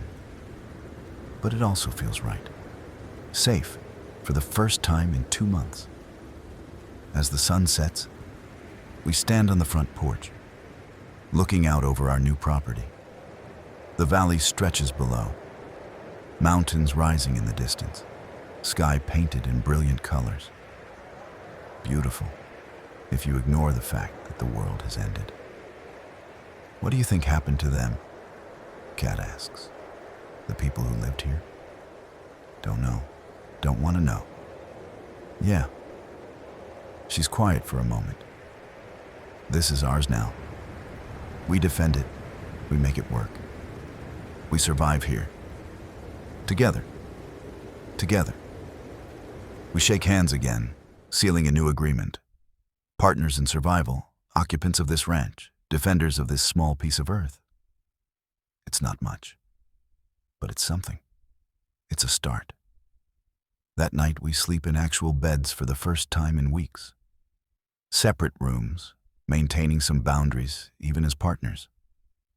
I lie in the darkness, listening to the creek, to wind in the pines, to the absence of engine noise and road rumble. It's almost too quiet, too still. I'm so used to moving that staying in one place feels wrong. But I'll adapt. We'll both adapt. We have to. Because this is home now. This is where we make our stand. The first week at the ranch is spent fortifying, organizing, establishing routines. Kat and I work from dawn to dusk, driven by the need to make this place defensible before something tests us. We start with the access road. It's the only way in by vehicle, a dirt track that winds up through rocky terrain. At the base where it meets the main valley road, we set up an early warning system. Empty cans on strings, stretched across the road at axle height. Anything driving in will hit them, make noise, give us advance warning. Further up the road, we dig a trench. Not deep enough to stop a vehicle completely, but enough to slow it down, force drivers to stop and find a way around. We camouflage it with branches and dirt. Behind the trench, we park an old tractor we found in the barn, blocking most of the road, leaving just enough space for the Suburban to squeeze through. The house itself gets reinforced. We board up windows on the ground floor from the inside, leaving firing ports, small gaps we can shoot through if needed. The doors get additional bracing, steel bars we fabricate from scrap metal in the workshop. We inventory weapons and ammunition, establish fields of fire from different rooms, create a defensive plan for if we're attacked. Water is a priority. The well is deep. The pump works when powered by the small solar system, and we test the water. Clean, safe to drink. We set up rain catchment on the barn roof, directing runoff into barrels for backup. Between the well and the creek, we have water secured. Food is the long-term concern. We have my stockpiled freeze-dried meals, supplies we've scavenged, some canned goods from the ranch's pantry. Enough for maybe 4 months if we're careful. But then what? We need to plant crops, Kat says one evening, studying the flat acreage near the house. Vegetables, grains, whatever will grow here. Start now. We might have harvest in 3 or 4 months. Neither of us knows how to farm. So we learn. There are books in the house, old farming guides. We figure it out, we try things, we adapt. She's right, of course. Long-term survival means food production, not just consumption. We spend a day sorting through seeds we find in the workshop. Vegetables mostly, some flowers, packets that are years old but might still germinate.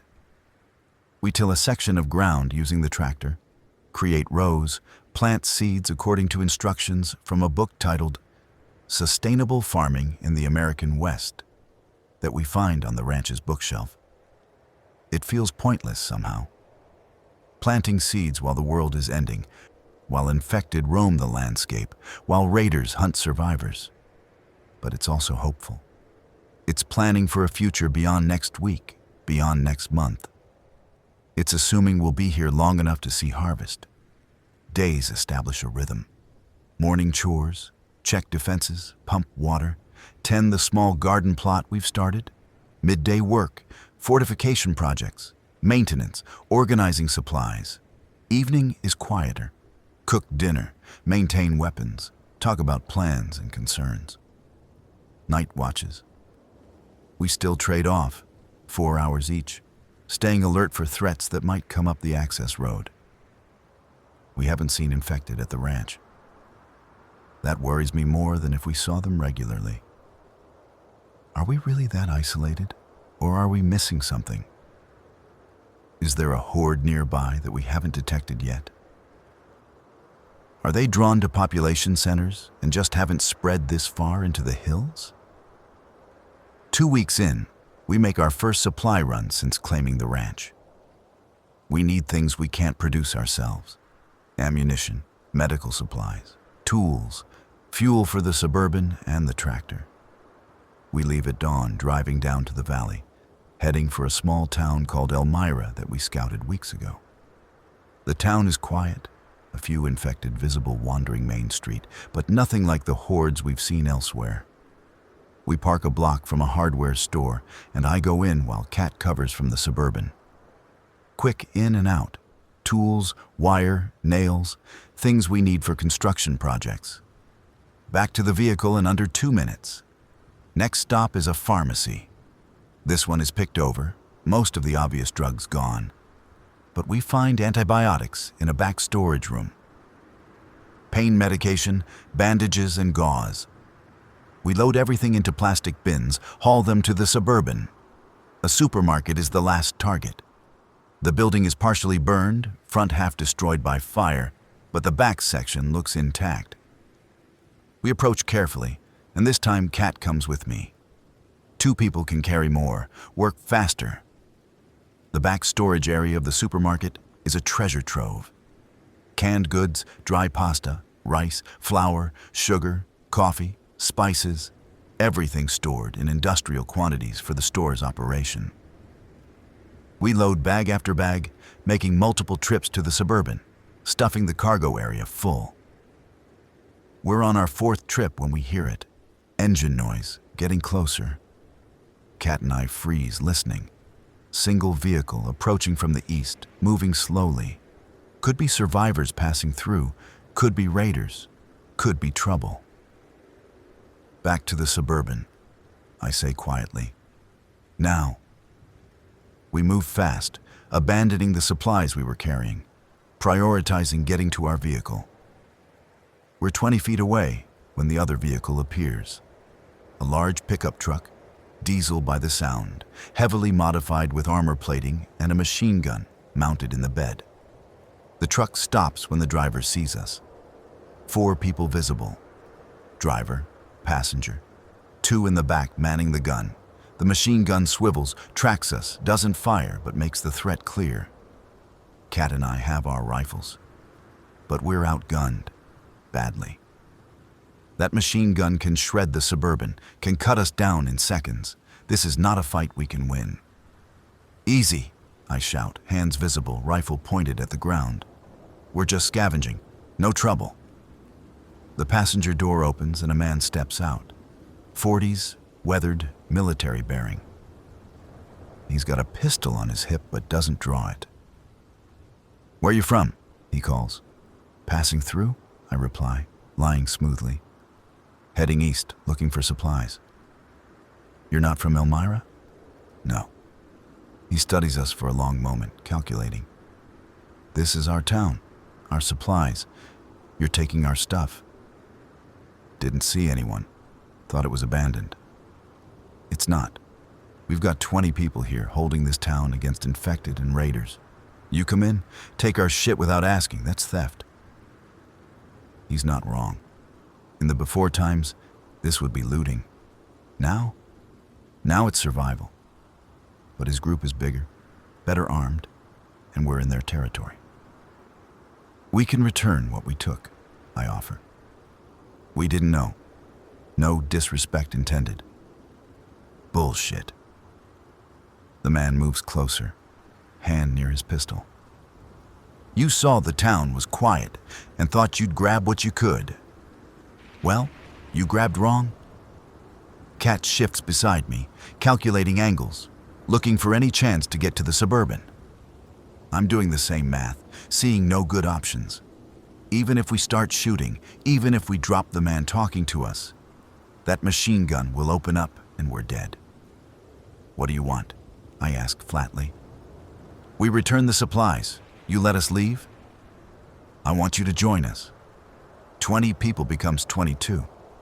We can use more hands, more skills. You look capable. Look like you know what you're doing. Work with us, contribute, help hold the town. And if we say no, then you leave without the supplies, without your vehicle, without your weapons. You walk away with the clothes on your back, and you never come back to Elmira. Trap. Join them or lose everything. Either way, we're compromised. Give us a minute, I say. Let us discuss. He nods, steps back, giving us space, but the machine gun never wavers.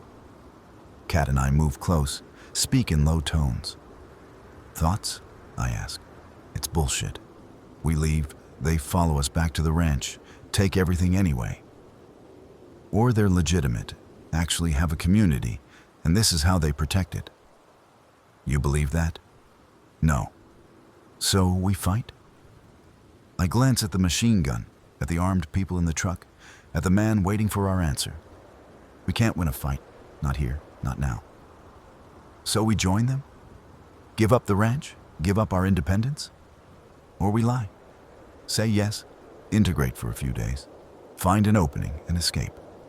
Kat considers. Risky.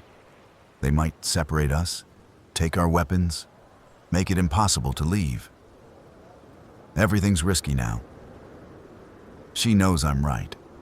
We're out of good options, left with only bad choices and worse choices. Okay, she says finally. We tell them yes. But first sign of trouble, first hint that they're raiders pretending to be community, we fight our way out. Agreed. We turn back to the man. We'll join, I announce. On a trial basis. We work, we contribute, we see if it's a fit. Smart choice. He smiles, and it doesn't reach his eyes. Welcome to Elmira. I'm Marcus. I run things around here. Let's get you settled in. Marcus. Of course that's his name. Every group has a Marcus, a self-appointed leader who seized power in the chaos and built a little kingdom. Maybe he's genuine, maybe he's fair, maybe Elmira is a real community. Or maybe he's a warlord with a machine gun and a compound full of slaves. Only one way to find out. We follow the truck deeper into Elmira, toward the town center where buildings are less damaged. They lead us to what looks like a school. 2-story brick building, windows reinforced with bars, defensive positions on the roof. This is their headquarters, their stronghold. Inside we meet the others. 20 people, Marcus said, and that seems accurate. Mix of ages, genders, backgrounds. Some look at us with hope. New members, more hands to share the work. Others look suspicious, strangers, potential threats, competition for resources. Marcus gives us the tour, shows us the setup. Ground floor is common areas, kitchen, dining hall, supply storage. Second floor is living quarters, dormitory-style rooms with bunk beds. Roof access is controlled, only guards allowed up there. The building is fortified, defensible, organized. We run things democratically, Marcus explains. Everyone votes on major decisions. But I coordinate defense and supply runs because someone has to be in charge of that stuff. We've got rules. Everyone works, everyone contributes, no one freeloads. We share resources equally, we watch each other's backs, we survive together. It sounds good. Sounds like what Kat talked about. Community, cooperation, building something sustainable. But I don't trust it. Don't trust the machine gun truck. Don't trust how quickly they found us. Don't trust Marcus's smile. We're assigned a room. Small, 2 bunks, shared bathroom down the hall. Our weapons are inventoried for tracking purposes, but returned to us, which is a good sign. They let us keep our personal gear, don't search us thoroughly, give us freedom to move around the building. That night, first night in Elmira, Kat and I speak in whispers while the compound sleeps. This feel wrong to you? She asks. Yeah. How do we want to play it? Careful, cooperative, but not too eager. We watch, we listen, we figure out if this place is real or if it's a setup. And the ranch? We don't mention it. Not to anyone. Far as they know, we're nomads, living out of the Suburban. Agreed. We try to sleep, taking turns on watch even though we're supposed to be safe inside the compound. Old habits die hard. The next week is strange. During the day we work, fortifying defenses, scavenging supplies, helping with food prep and maintenance. Everyone in Elmira pulls their weight, and the work is constant. The community seems genuine, people cooperating, sharing, supporting each other. But there are tensions beneath the surface. Marcus makes all the real decisions, even if he claims it's democratic. The machine gun truck goes out regularly on patrols and comes back with supplies, but also with new people. Always someone who chose to join, but who looks scared and defeated. One evening, I'm on the roof doing guard duty when one of the other members, a woman named Teresa, starts talking. You planning to stay? She asks, scanning the darkness beyond the compound. Don't know yet. Still figuring things out. Smart. Don't commit too fast. She's quiet for a moment. Marcus is okay, mostly. But he's got friends, the guys who run the patrols. They're harder, more aggressive. They're the ones you watch out for. Why are you telling me this? Because you and your partner have that look, like you're ready to bolt any second. I recognize it because I had it too when I first got here. She looks at me directly. Some people here are genuine, some are trapped. Figure out which is which before you decide. She walks away, leaving me with that information. Trapped. That's not a word you use to describe a community you've chosen to join. I tell Kat about the conversation that night. She's not surprised. I've been hearing things too, she says.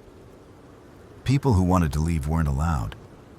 People who disagreed with Marcus ended up on the wall, outside, dealing with infected until they learned to cooperate. This place is a prison pretending to be a community. So we leave. How? They've got guards. The machine gun, they know we're thinking about it. We try to walk out, they stop us. Not walk, drive. Take the Suburban, ram through if we have to, get out, and don't look back. They'll chase us. Lead them right to the ranch. She's right. We need a better plan. Something that doesn't compromise our home. The opportunity comes 3 days later. Marcus assigns Kat and me to a supply run with 2 of his people.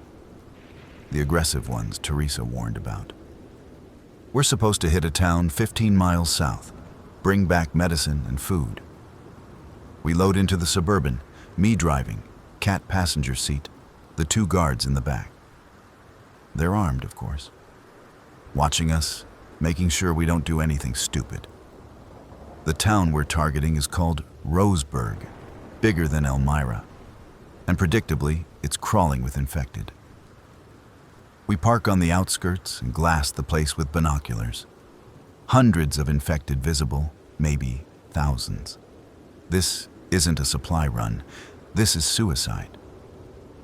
Marcus wants medicine from the hospital, one of the guards says. His name is Kyle, late 20s, hard eyes. We go in, we get it, we get out.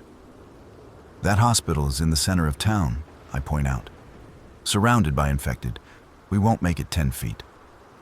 Then you better figure it out. It's a test.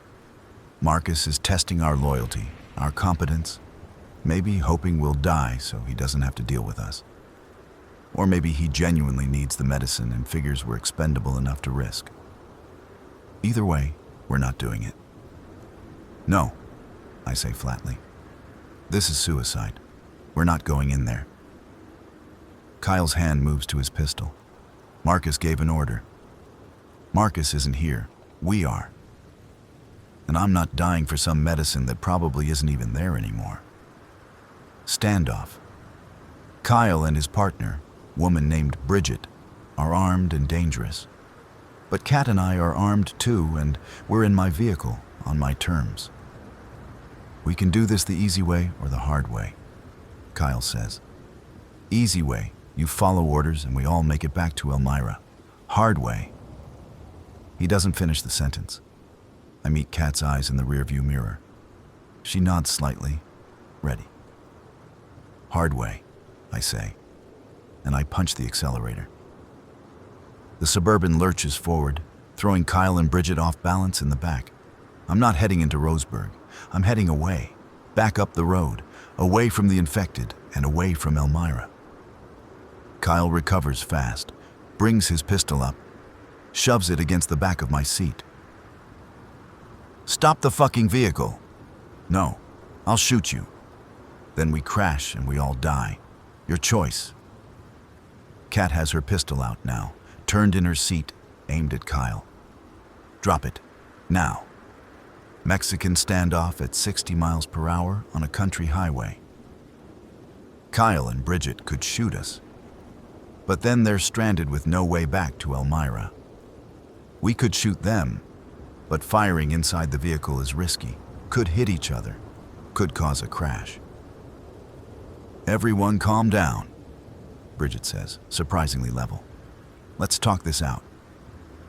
Nothing to talk about, I reply. We're leaving.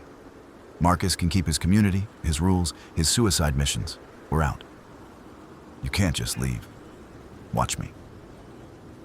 I keep driving, heading north, away from everything. Kyle keeps the pistol pressed to my seat but doesn't fire.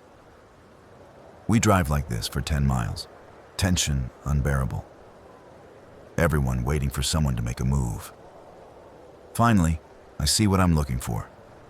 A wide spot in the road. Pull out with good visibility. I brake hard, stop the Suburban, turn to face the back.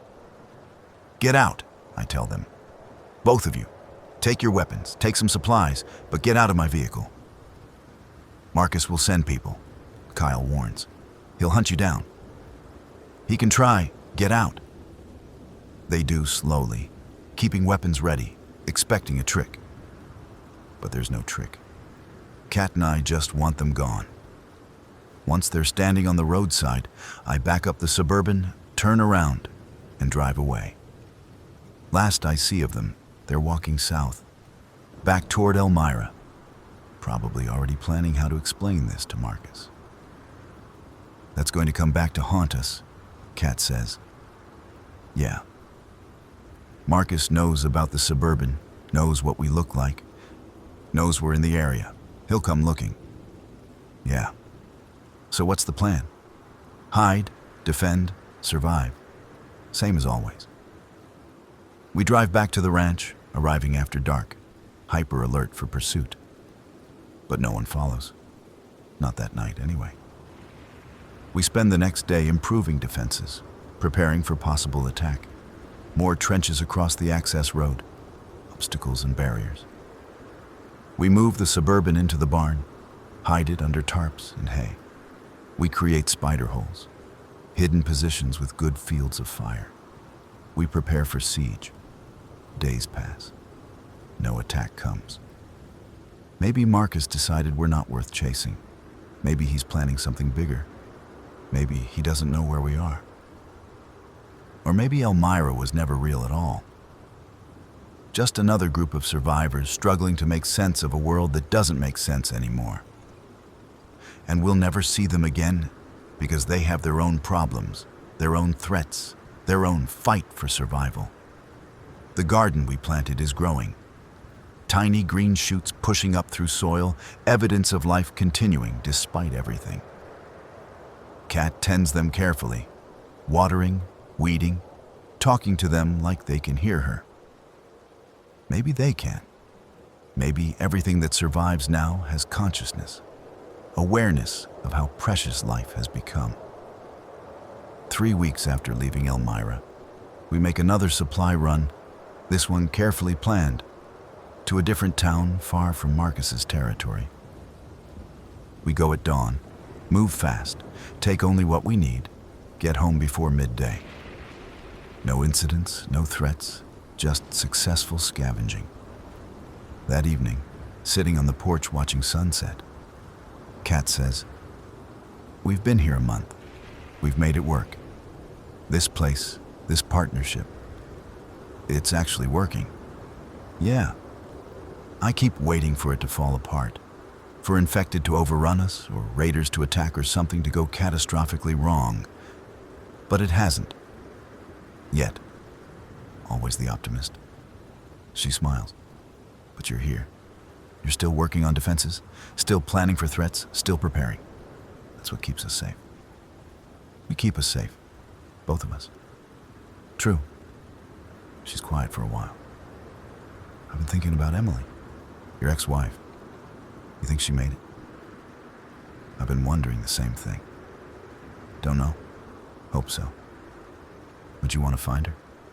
If you could. Don't know that either. Different people now. Different lives. She wouldn't recognize what I've become. Survivor? Killer. I've killed people, Kat. At the ranch, those 3 raiders. Maybe others. Hard to know for sure in firefights. Emily would be horrified. Emily lived in a different world. This is the world now. Different rules. Doesn't make it easier. No, but it makes it necessary. We sit in silence as the sun disappears and stars emerge. Somewhere out there, Emily might be watching the same stars, wondering if I'm alive. Or she might be dead, turned, shambling through ruins of Seattle. Or she might have found a better group than Elmira, a real community, and built a new life. I hope it's the last one. I hope she's happy, safe, surviving better than I am. But I'll probably never know. Another week passes. The routine continues. Chores, projects, supply runs, watches. We're settling in, becoming comfortable, starting to believe this might last. That's when they find us. I'm in the barn working on the tractor when I hear it. Vehicle approaching, engine noise echoing up the access road. We have maybe 2 minutes before they reach the house. I sprint across the yard, burst through the front door. "Cat, we've got company!" She's already moving, grabbing weapons, checking the defensive positions we established.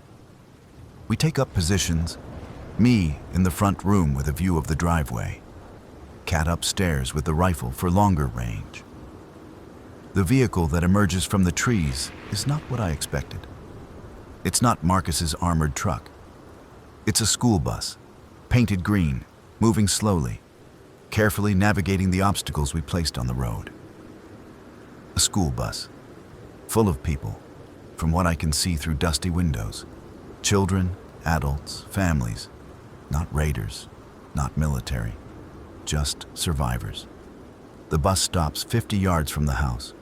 The door opens. A woman steps out, hands visible and empty, no weapons. She's middle-aged, wearing dirty jeans and a jacket, looking exhausted. "Hello," she calls. "We're not here to fight. We're just looking for shelter." I don't move from my position, rifle ready. "How many of you?" 15, mostly families, some kids. We've been running for weeks." "From what?" "Everything. Infected, raiders, starvation. We're not dangerous, I swear. We just need a place to rest." Cat appears beside me, rifle lowered but ready. "What do you think?" she whispers. Could be legitimate, could be a trick, soft approach, then they overwhelm us. 15 people. Even if they're all hostile, we can't fight that many. So we turn them away? Or we help them? Isn't that what we talked about? Building community, not just surviving alone. I look at her. You want to let them stay? I want to make a choice that lets me sleep at night. We have space, supplies, defenses. We can help people who need help. That's what humanity is supposed to be, right? She's right. Even though my instincts scream to reject them, send them away, protect what's ours. But what's the point of surviving if we become monsters in the process? Okay, I say finally. But carefully. Weapons stay secured. They sleep in the barn until we know they're trustworthy.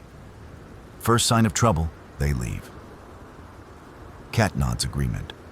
I step out onto the porch, rifle visible but not aimed. "You can stay," I shout to the woman. "In the barn. We'll provide food and water, but our rules apply. No weapons, no threats. You work for what you consume." Agreed. Thank you. Thank you so much. The bus empties. 15 people. Like she said, 5 adults, 10 children ranging from toddlers to teenagers. They look shell-shocked, traumatized, barely holding together. These aren't raiders. These are refugees. We get them settled in the barn. Not comfortable, but better than the bus. Cat distributes food, water, blankets. I maintain security, watching for any sign of deception.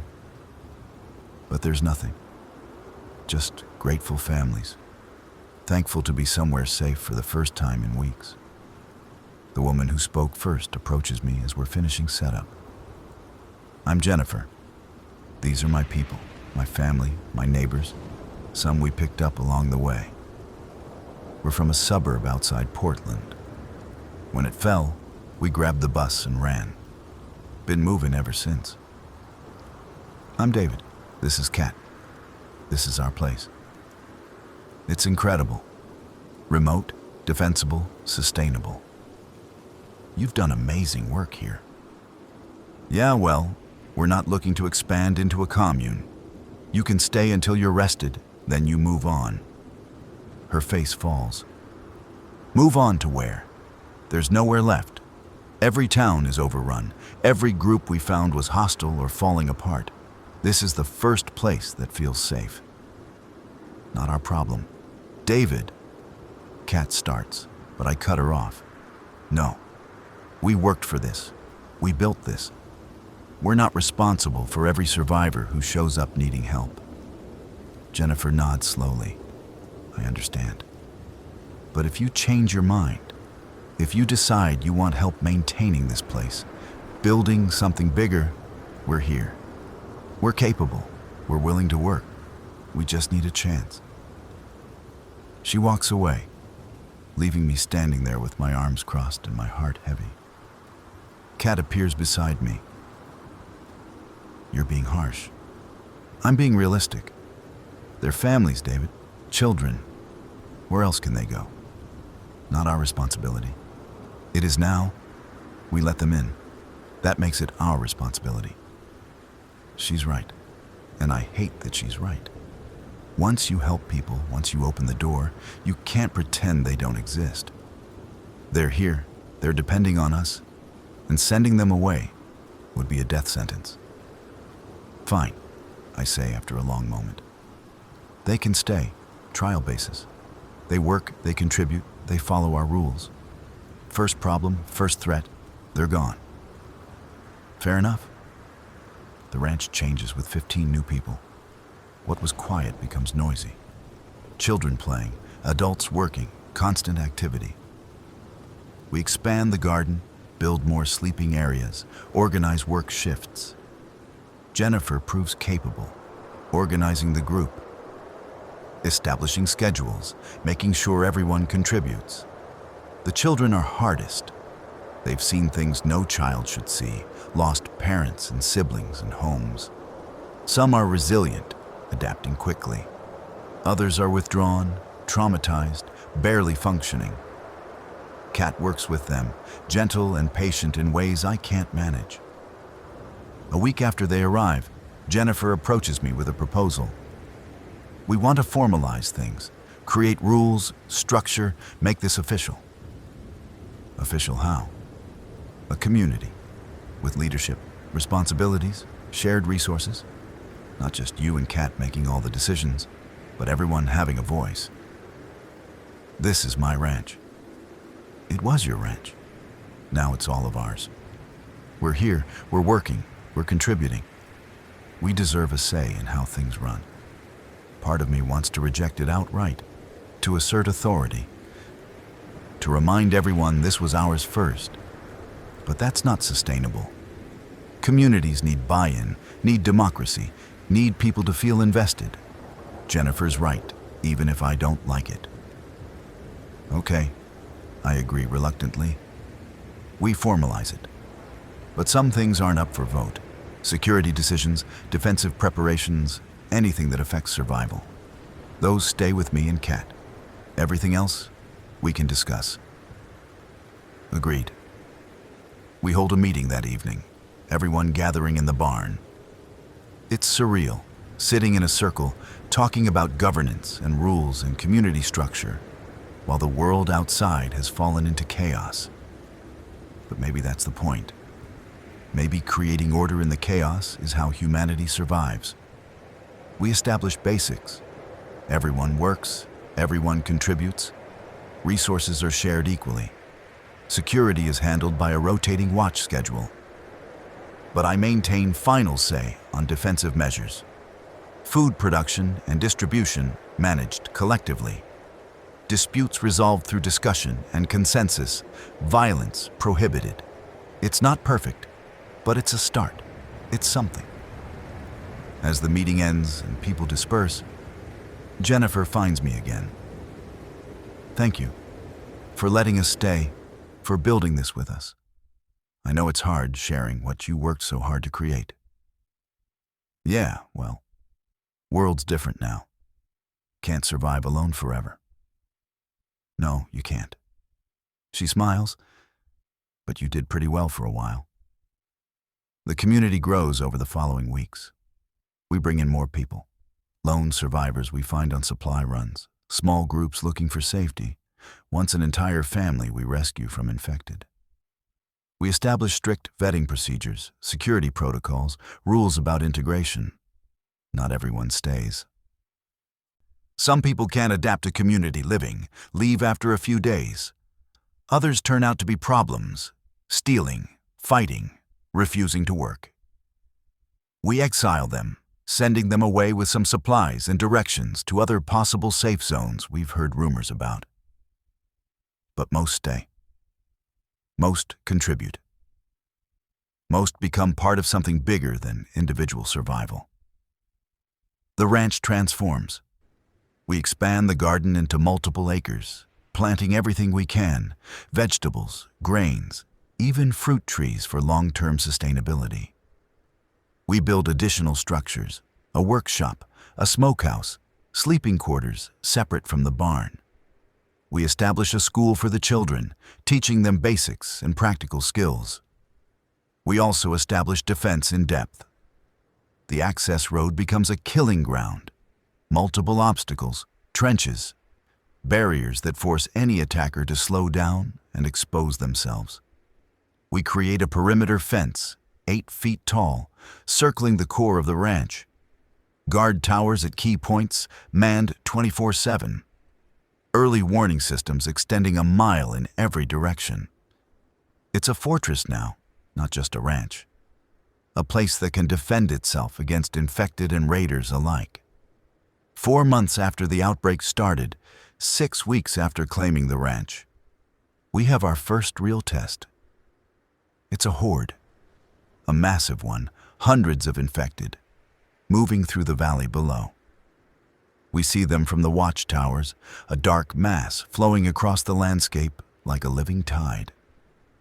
They're not heading directly for us, but they're close enough to be a threat. I call everyone to assembly, explain the situation. They might pass by, might not even notice us.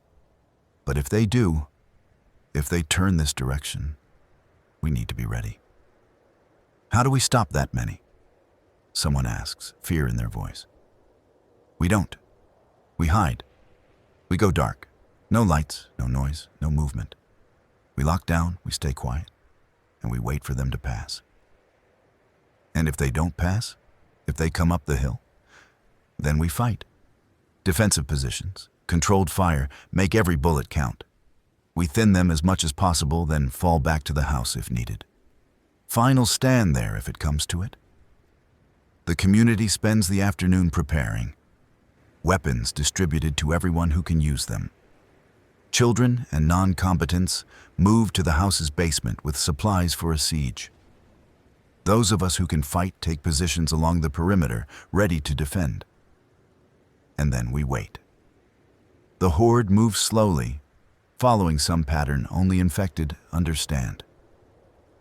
For hours it seems like they'll pass to the south, missing the ranch entirely. But then something changes. A shift in wind direction, a sound from somewhere, who knows what.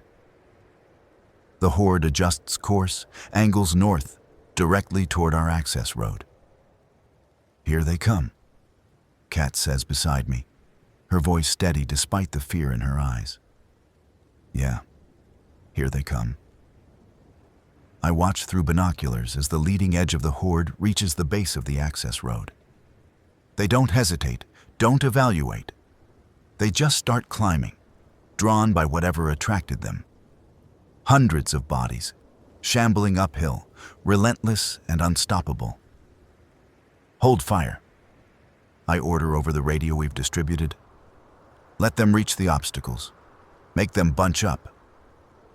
The horde hits the first trench, and infected tumble in, pile up, create a bridge of bodies for others to cross. They reach the parked tractor, and they swarm over it, through it, pushing it aside with sheer weight of numbers. They're breaking through our defenses faster than I expected. All positions. Open fire. Controlled shots. Make them count. The shooting starts. Rifles cracking from multiple positions, infected dropping, but there are so many. For every one we kill, 3 more take its place. They're 100 yards out now, 75, 50. Fall back to secondary positions, I call. Move now. We retreat in stages, each position covering the one behind it, maintaining overlapping fields of fire. The infected keep coming, trampling their own dead, pushing forward with mindless determination. We reach the perimeter fence, and they hit it like a wave. The fence holds, barely, infected pressing against it, pushing, climbing over each other, creating a living pile trying to breach our defenses. Focus fire on the climbers, Cat orders, picking off infected trying to scramble over the top. It's working. The fence is holding, and we're killing them faster than they can breach. Mountains of bodies pile up on the other side, and the horde has to climb over their own dead to reach us. Ammunition is expendable. We've stockpiled thousands of rounds for exactly this scenario. The battle lasts for hours. Continuous shooting, reloading, shooting again. My ears ring despite protection. Smoke from weapons fills the air. Shell casings litter the ground around every position. And slowly, gradually, the pressure eases. The horde is thinning, either killed or wandering away, losing interest. By sunset, only scattered infected remain outside the fence. Aimless and confused. We've won. We survived. The aftermath is grim. Bodies everywhere outside the fence, hundreds of them. A carpet of death that will need to be dealt with. Inside the perimeter, we have casualties. 2 dead, both from accidents, both people who exposed themselves too much while firing. Several wounded, none critically. We gather that evening, exhausted and traumatized. That was the test, I tell everyone. That was the worst it can be, and we survived it. This place works. These defenses work. We can hold here. What about next time? Someone asks. What if a bigger horde comes? We'll deal with it. Same way we dealt with this one. Together. The community spends the next week clearing bodies, repairing damage, restocking ammunition. The experience has changed us. We're not just survivors pretending at community anymore. We're defenders, fighters, people who've proven we can hold ground against impossible odds. Word spreads somehow. Survivors' grapevine, radio chatter, who knows? Other groups hear about the ranch, about the community that held off a horde. Some come seeking shelter, others come to trade, to exchange information, to establish relationships. We're becoming more than just a refuge. We're becoming a hub, a center point in a network of survivors trying to rebuild something from the ruins. 6 months after the outbreak, 3 months after claiming the ranch, I stand on the front porch with Kat, looking out over what we've built. 40 people now, with more arriving every week. Gardens producing food. Defenses holding strong. Children playing. Adults working. Life continuing despite everything. You did it, Kat says. You prepared for this, built the tools to survive it, and now you've created something lasting. We did it, not just me. Yeah, we did. I think about Emily, about whether she'd recognize me now. Probably not. I'm harder, more capable of violence, scarred in ways that don't show. But I'm also part of something bigger than myself, connected to people in ways I never was before. Maybe that's what survival means in this new world. Not just staying alive, but finding reasons to stay alive. Building something worth defending. Creating a future that's worth living in. The sun sets over our ranch, our community, our home. Tomorrow will bring new challenges, infected, raiders, shortages, conflicts. But tonight, for this moment, we're safe. And that's enough. That's everything. I wake to screaming. It's 3 a.m., my watch shift, but I fell asleep at my post. Unforgivable breach of protocol. I'm on my feet instantly, rifle in hand, trying to orient myself. The screaming is coming from the barn, high-pitched, terrified, children's voices mixed with adults shouting. I run, Cat appearing from nowhere, also armed, both of us sprinting across the compound. Other people emerging from buildings, confused and scared. The barn doors are open, light spilling out, and inside there's chaos. A dog. Someone brought in a dog, found it wandering, took pity on it, didn't tell anyone, didn't quarantine it, just brought it straight into the barn where families sleep. The dog is infected. I don't know how it's possible. I don't know if animals can carry the infection or if this is something new or different. But the dog is definitely infected. Moving wrong, attacking indiscriminately, frothing at the mouth. It's bitten 3 people already, children, before anyone could stop it. I shoot it. Center mass, 2 rounds, and the dog drops. But the damage is done. 3 children, all under 10 years old, all with bite wounds. We isolate them immediately, move them to a separate building, establish quarantine protocols we should have had from the start, but never formalized. What do we do? Jennifer asks, her face pale. Do they turn? Are they infected? Don't know. We've never seen animal transmission before. So we wait? We watch them and hope they don't turn into monsters? What's the alternative? Kill them preemptively? She doesn't answer, because there is no good answer. We're in uncharted territory. The community gathers at dawn. Everyone demanding information, answers we don't have. Someone brought in that dog without checking, without following basic safety protocols, and now children are at risk. Who brought the dog in? I ask, keeping my voice level. A teenager raises her hand, crying. I did. It was alone, starving. I thought we could help it. She's 16, doesn't understand yet what kindness costs in this world. I want to be angry, want to yell, want to make her understand how dangerous her compassion was. But she's just a kid, acting on good instincts in a world where good instincts get people killed. Quarantine is now mandatory, I announced to the group. Anyone or anything entering the compound gets isolated for 72 hours. No exceptions, no mercy. We can't risk this again. The 3 children are kept in isolation, watched constantly. Hours pass, then days. They show no symptoms, no signs of infection. Maybe the dog wasn't infectious. Maybe animal transmission doesn't work the same way. Maybe we're just lucky. On the 4th day, one of them turns. She's 7 years old, sweet kid named Melissa who loved drawing pictures of flowers. One minute she's sleeping peacefully. The next she's screaming, convulsing. And then she goes still. Her eyes open, gray and empty. And she tries to attack her sister who's in quarantine with her. We have to put her down. I have to put her down because I'm in charge of security, and that means making impossible choices.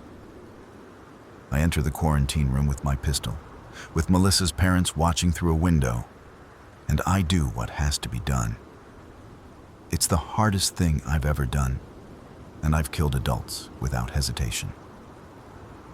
The other 2 children remain clear. Whatever made Melissa susceptible didn't affect them. We keep them isolated for another week, to be sure. But they're fine. The infection didn't take. Melissa's parents leave the ranch. Can't stay in the place where their daughter died. Can't look at me without seeing the person who killed her, even though everyone knows it was necessary. I don't blame them. I can't look at myself in the mirror either. The incident fractures the community. Some people want stricter security, more rules, less compassion. Others argue we can't lose our humanity, can't turn into monsters just to survive monsters. The debate becomes heated, philosophical, and ultimately unsolvable. Because both sides are right. We implement the new quarantine protocols, but the damage is done. Trust has eroded. People question every decision, second-guess every rule. The unified community that defended against the horde is fragmenting into factions. Kat and I sit on the porch one evening, watching the sunset, neither of us speaking. Finally, she says, "This was supposed to be better. We were supposed to build something good. We did. We are. Then why does it feel like we're failing?" Because people are complicated. Because survival isn't enough if you hate the person you become while surviving. So what do? Keep trying, keep adapting, keep making the best decisions we can with incomplete information and impossible choices. And if that's not enough, then it's not enough. But we try anyway. Another month passes. The community stabilizes somewhat, finds a new equilibrium. We're more wary now, less optimistic, but also more realistic. The ranch continues functioning, crops continue growing, defenses remain strong. Then Marcus finds us. It's a supply run gone wrong. Kat and I, along with 2 others, are hitting a town we've scavenged before. It's supposed to be routine, in, out, no problems. But Marcus's group is there, also scavenging, and they recognize the Suburban. The confrontation happens in a parking lot. Both groups armed, both groups surprised. "David?" Marcus says, smiling that smile that doesn't reach his eyes. "Been a while. Heard you've been busy, building a nice little community in the hills?" "We're doing fine." "I'm sure you are. Wouldn't mind seeing this place, though. Comparing notes, maybe establishing trade relationships." He's fishing for location information, trying to confirm what he's heard through the survivor network. I don't take the bait. "We're not interested in trade with Elmira.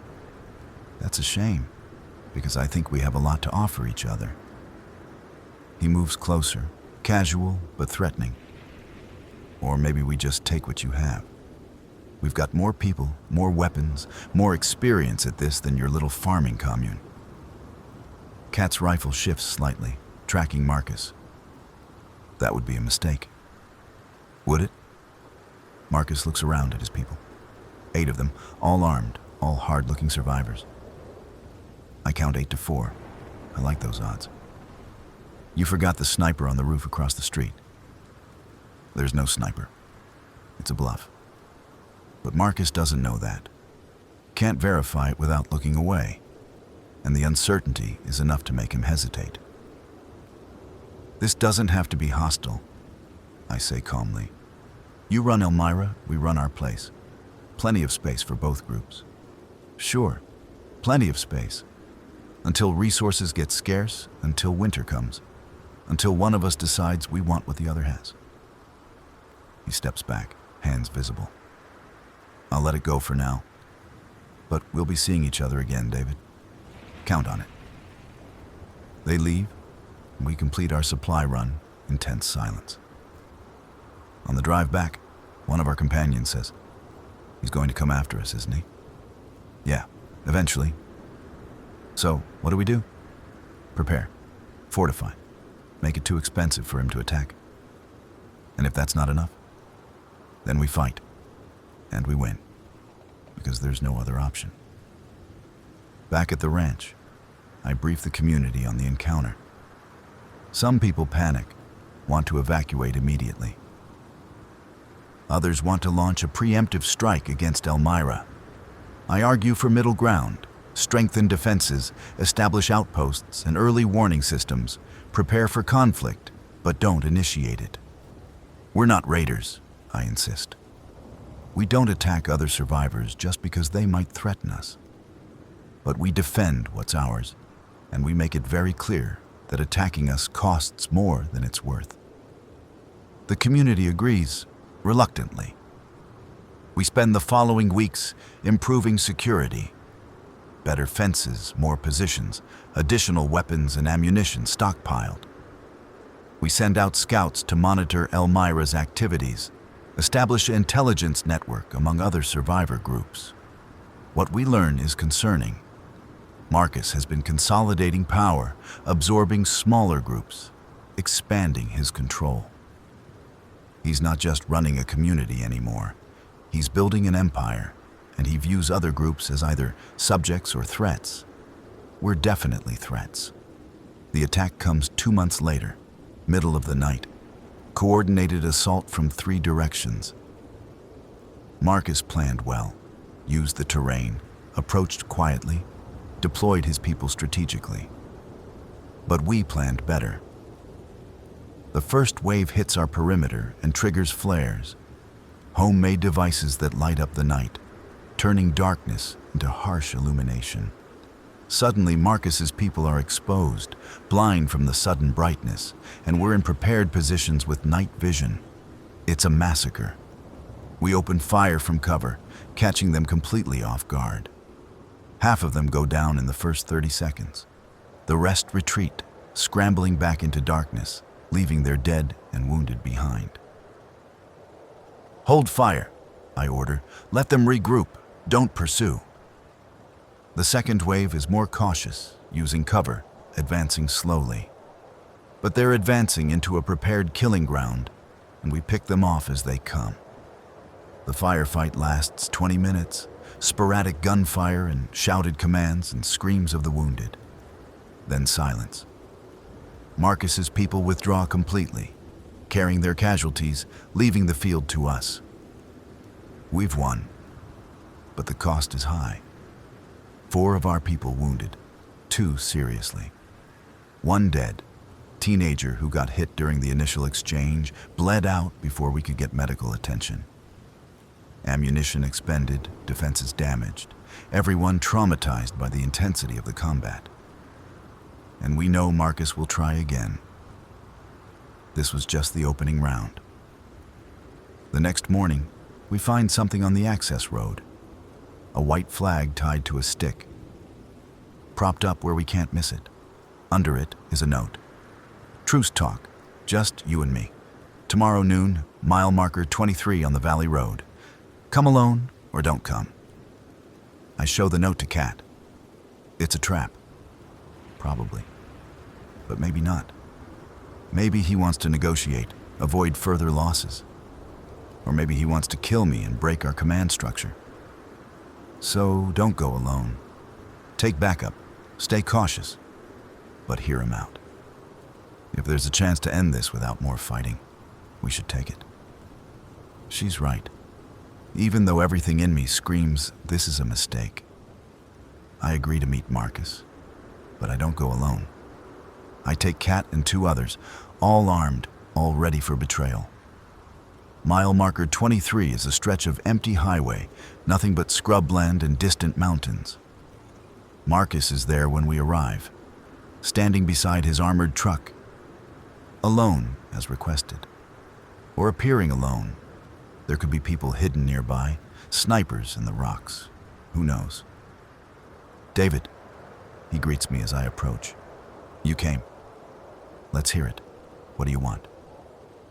"I want to stop fighting. My people are tired. Your people are tired. We're killing each other over territory and pride and stupidity."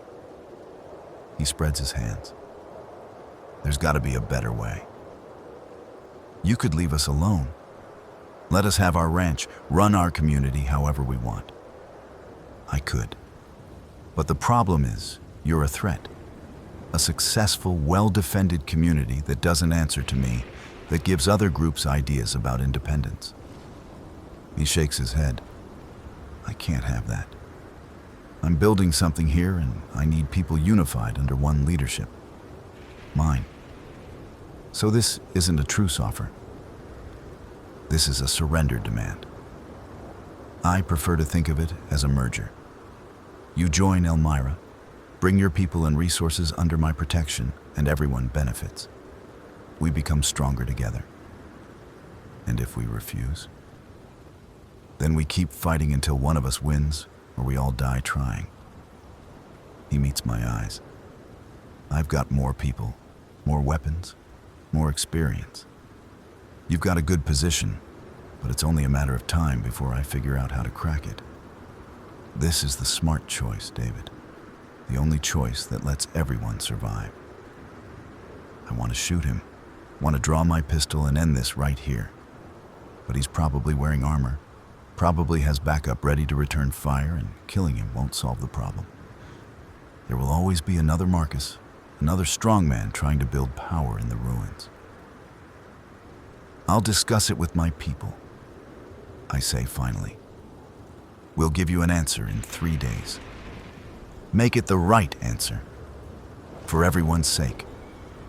The meeting ends without violence, and we return to the ranch.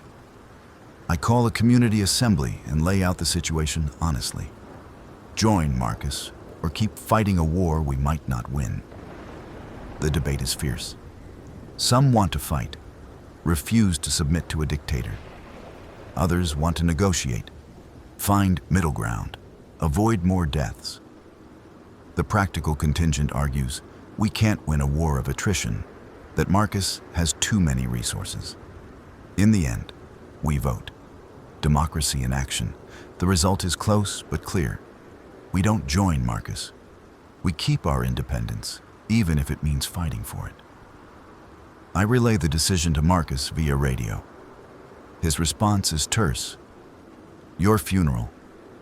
The war that follows is brutal and sustained.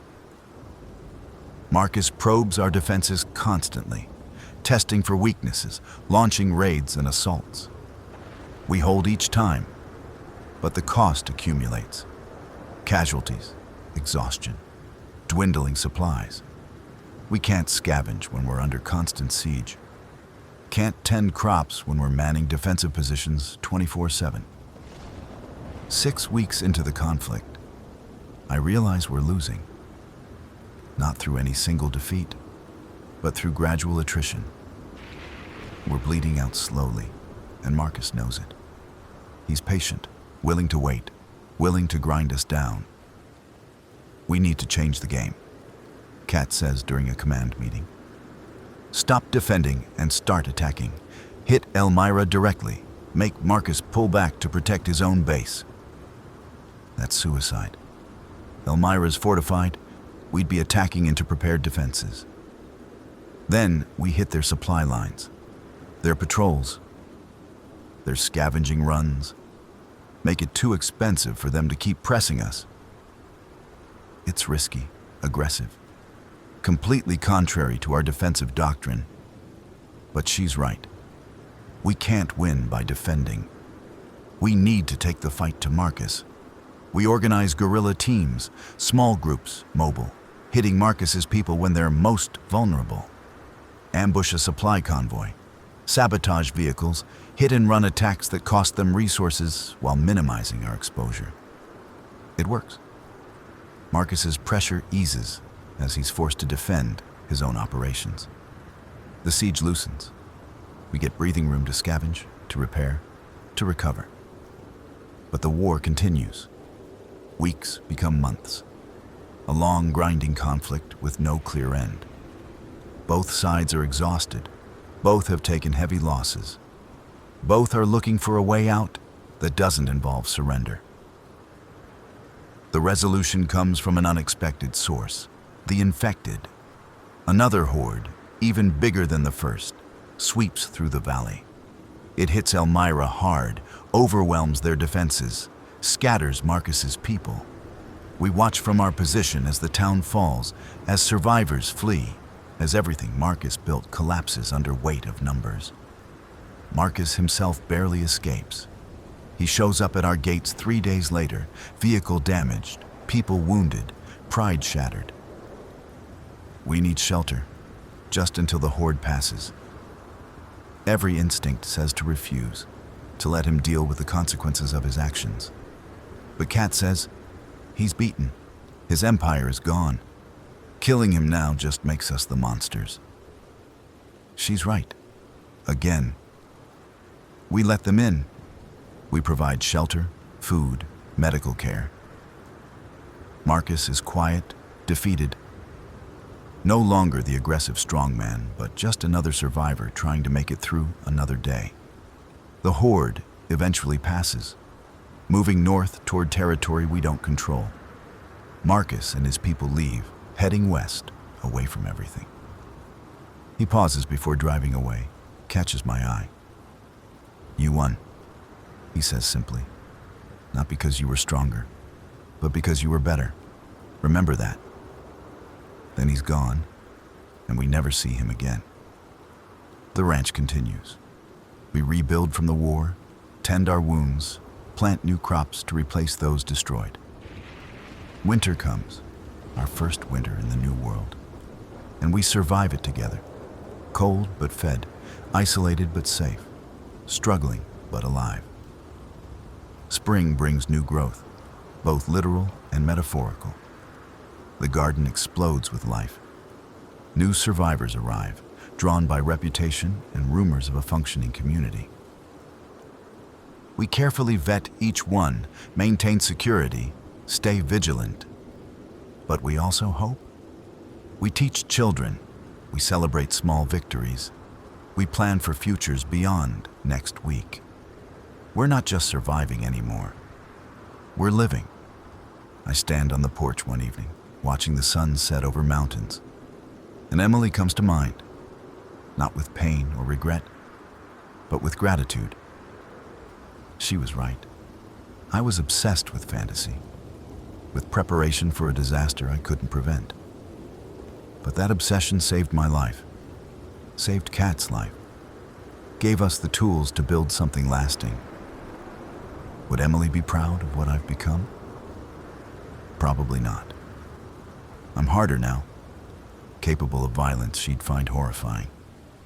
But I'm also part of something bigger, connected to people in ways I never managed before. The Suburban sits in the barn, dusty and unused. We don't need it as much anymore. The ranch is home, not just a stopping point. The vehicle that saved my life is a backup plan now. Insurance against the unthinkable, but no longer essential. Kat joins me on the porch. We don't talk, just stand together watching the day end. After everything we've been through, the outbreak, the scavenging, the fighting, the loss, we're still here, still standing. That's the victory.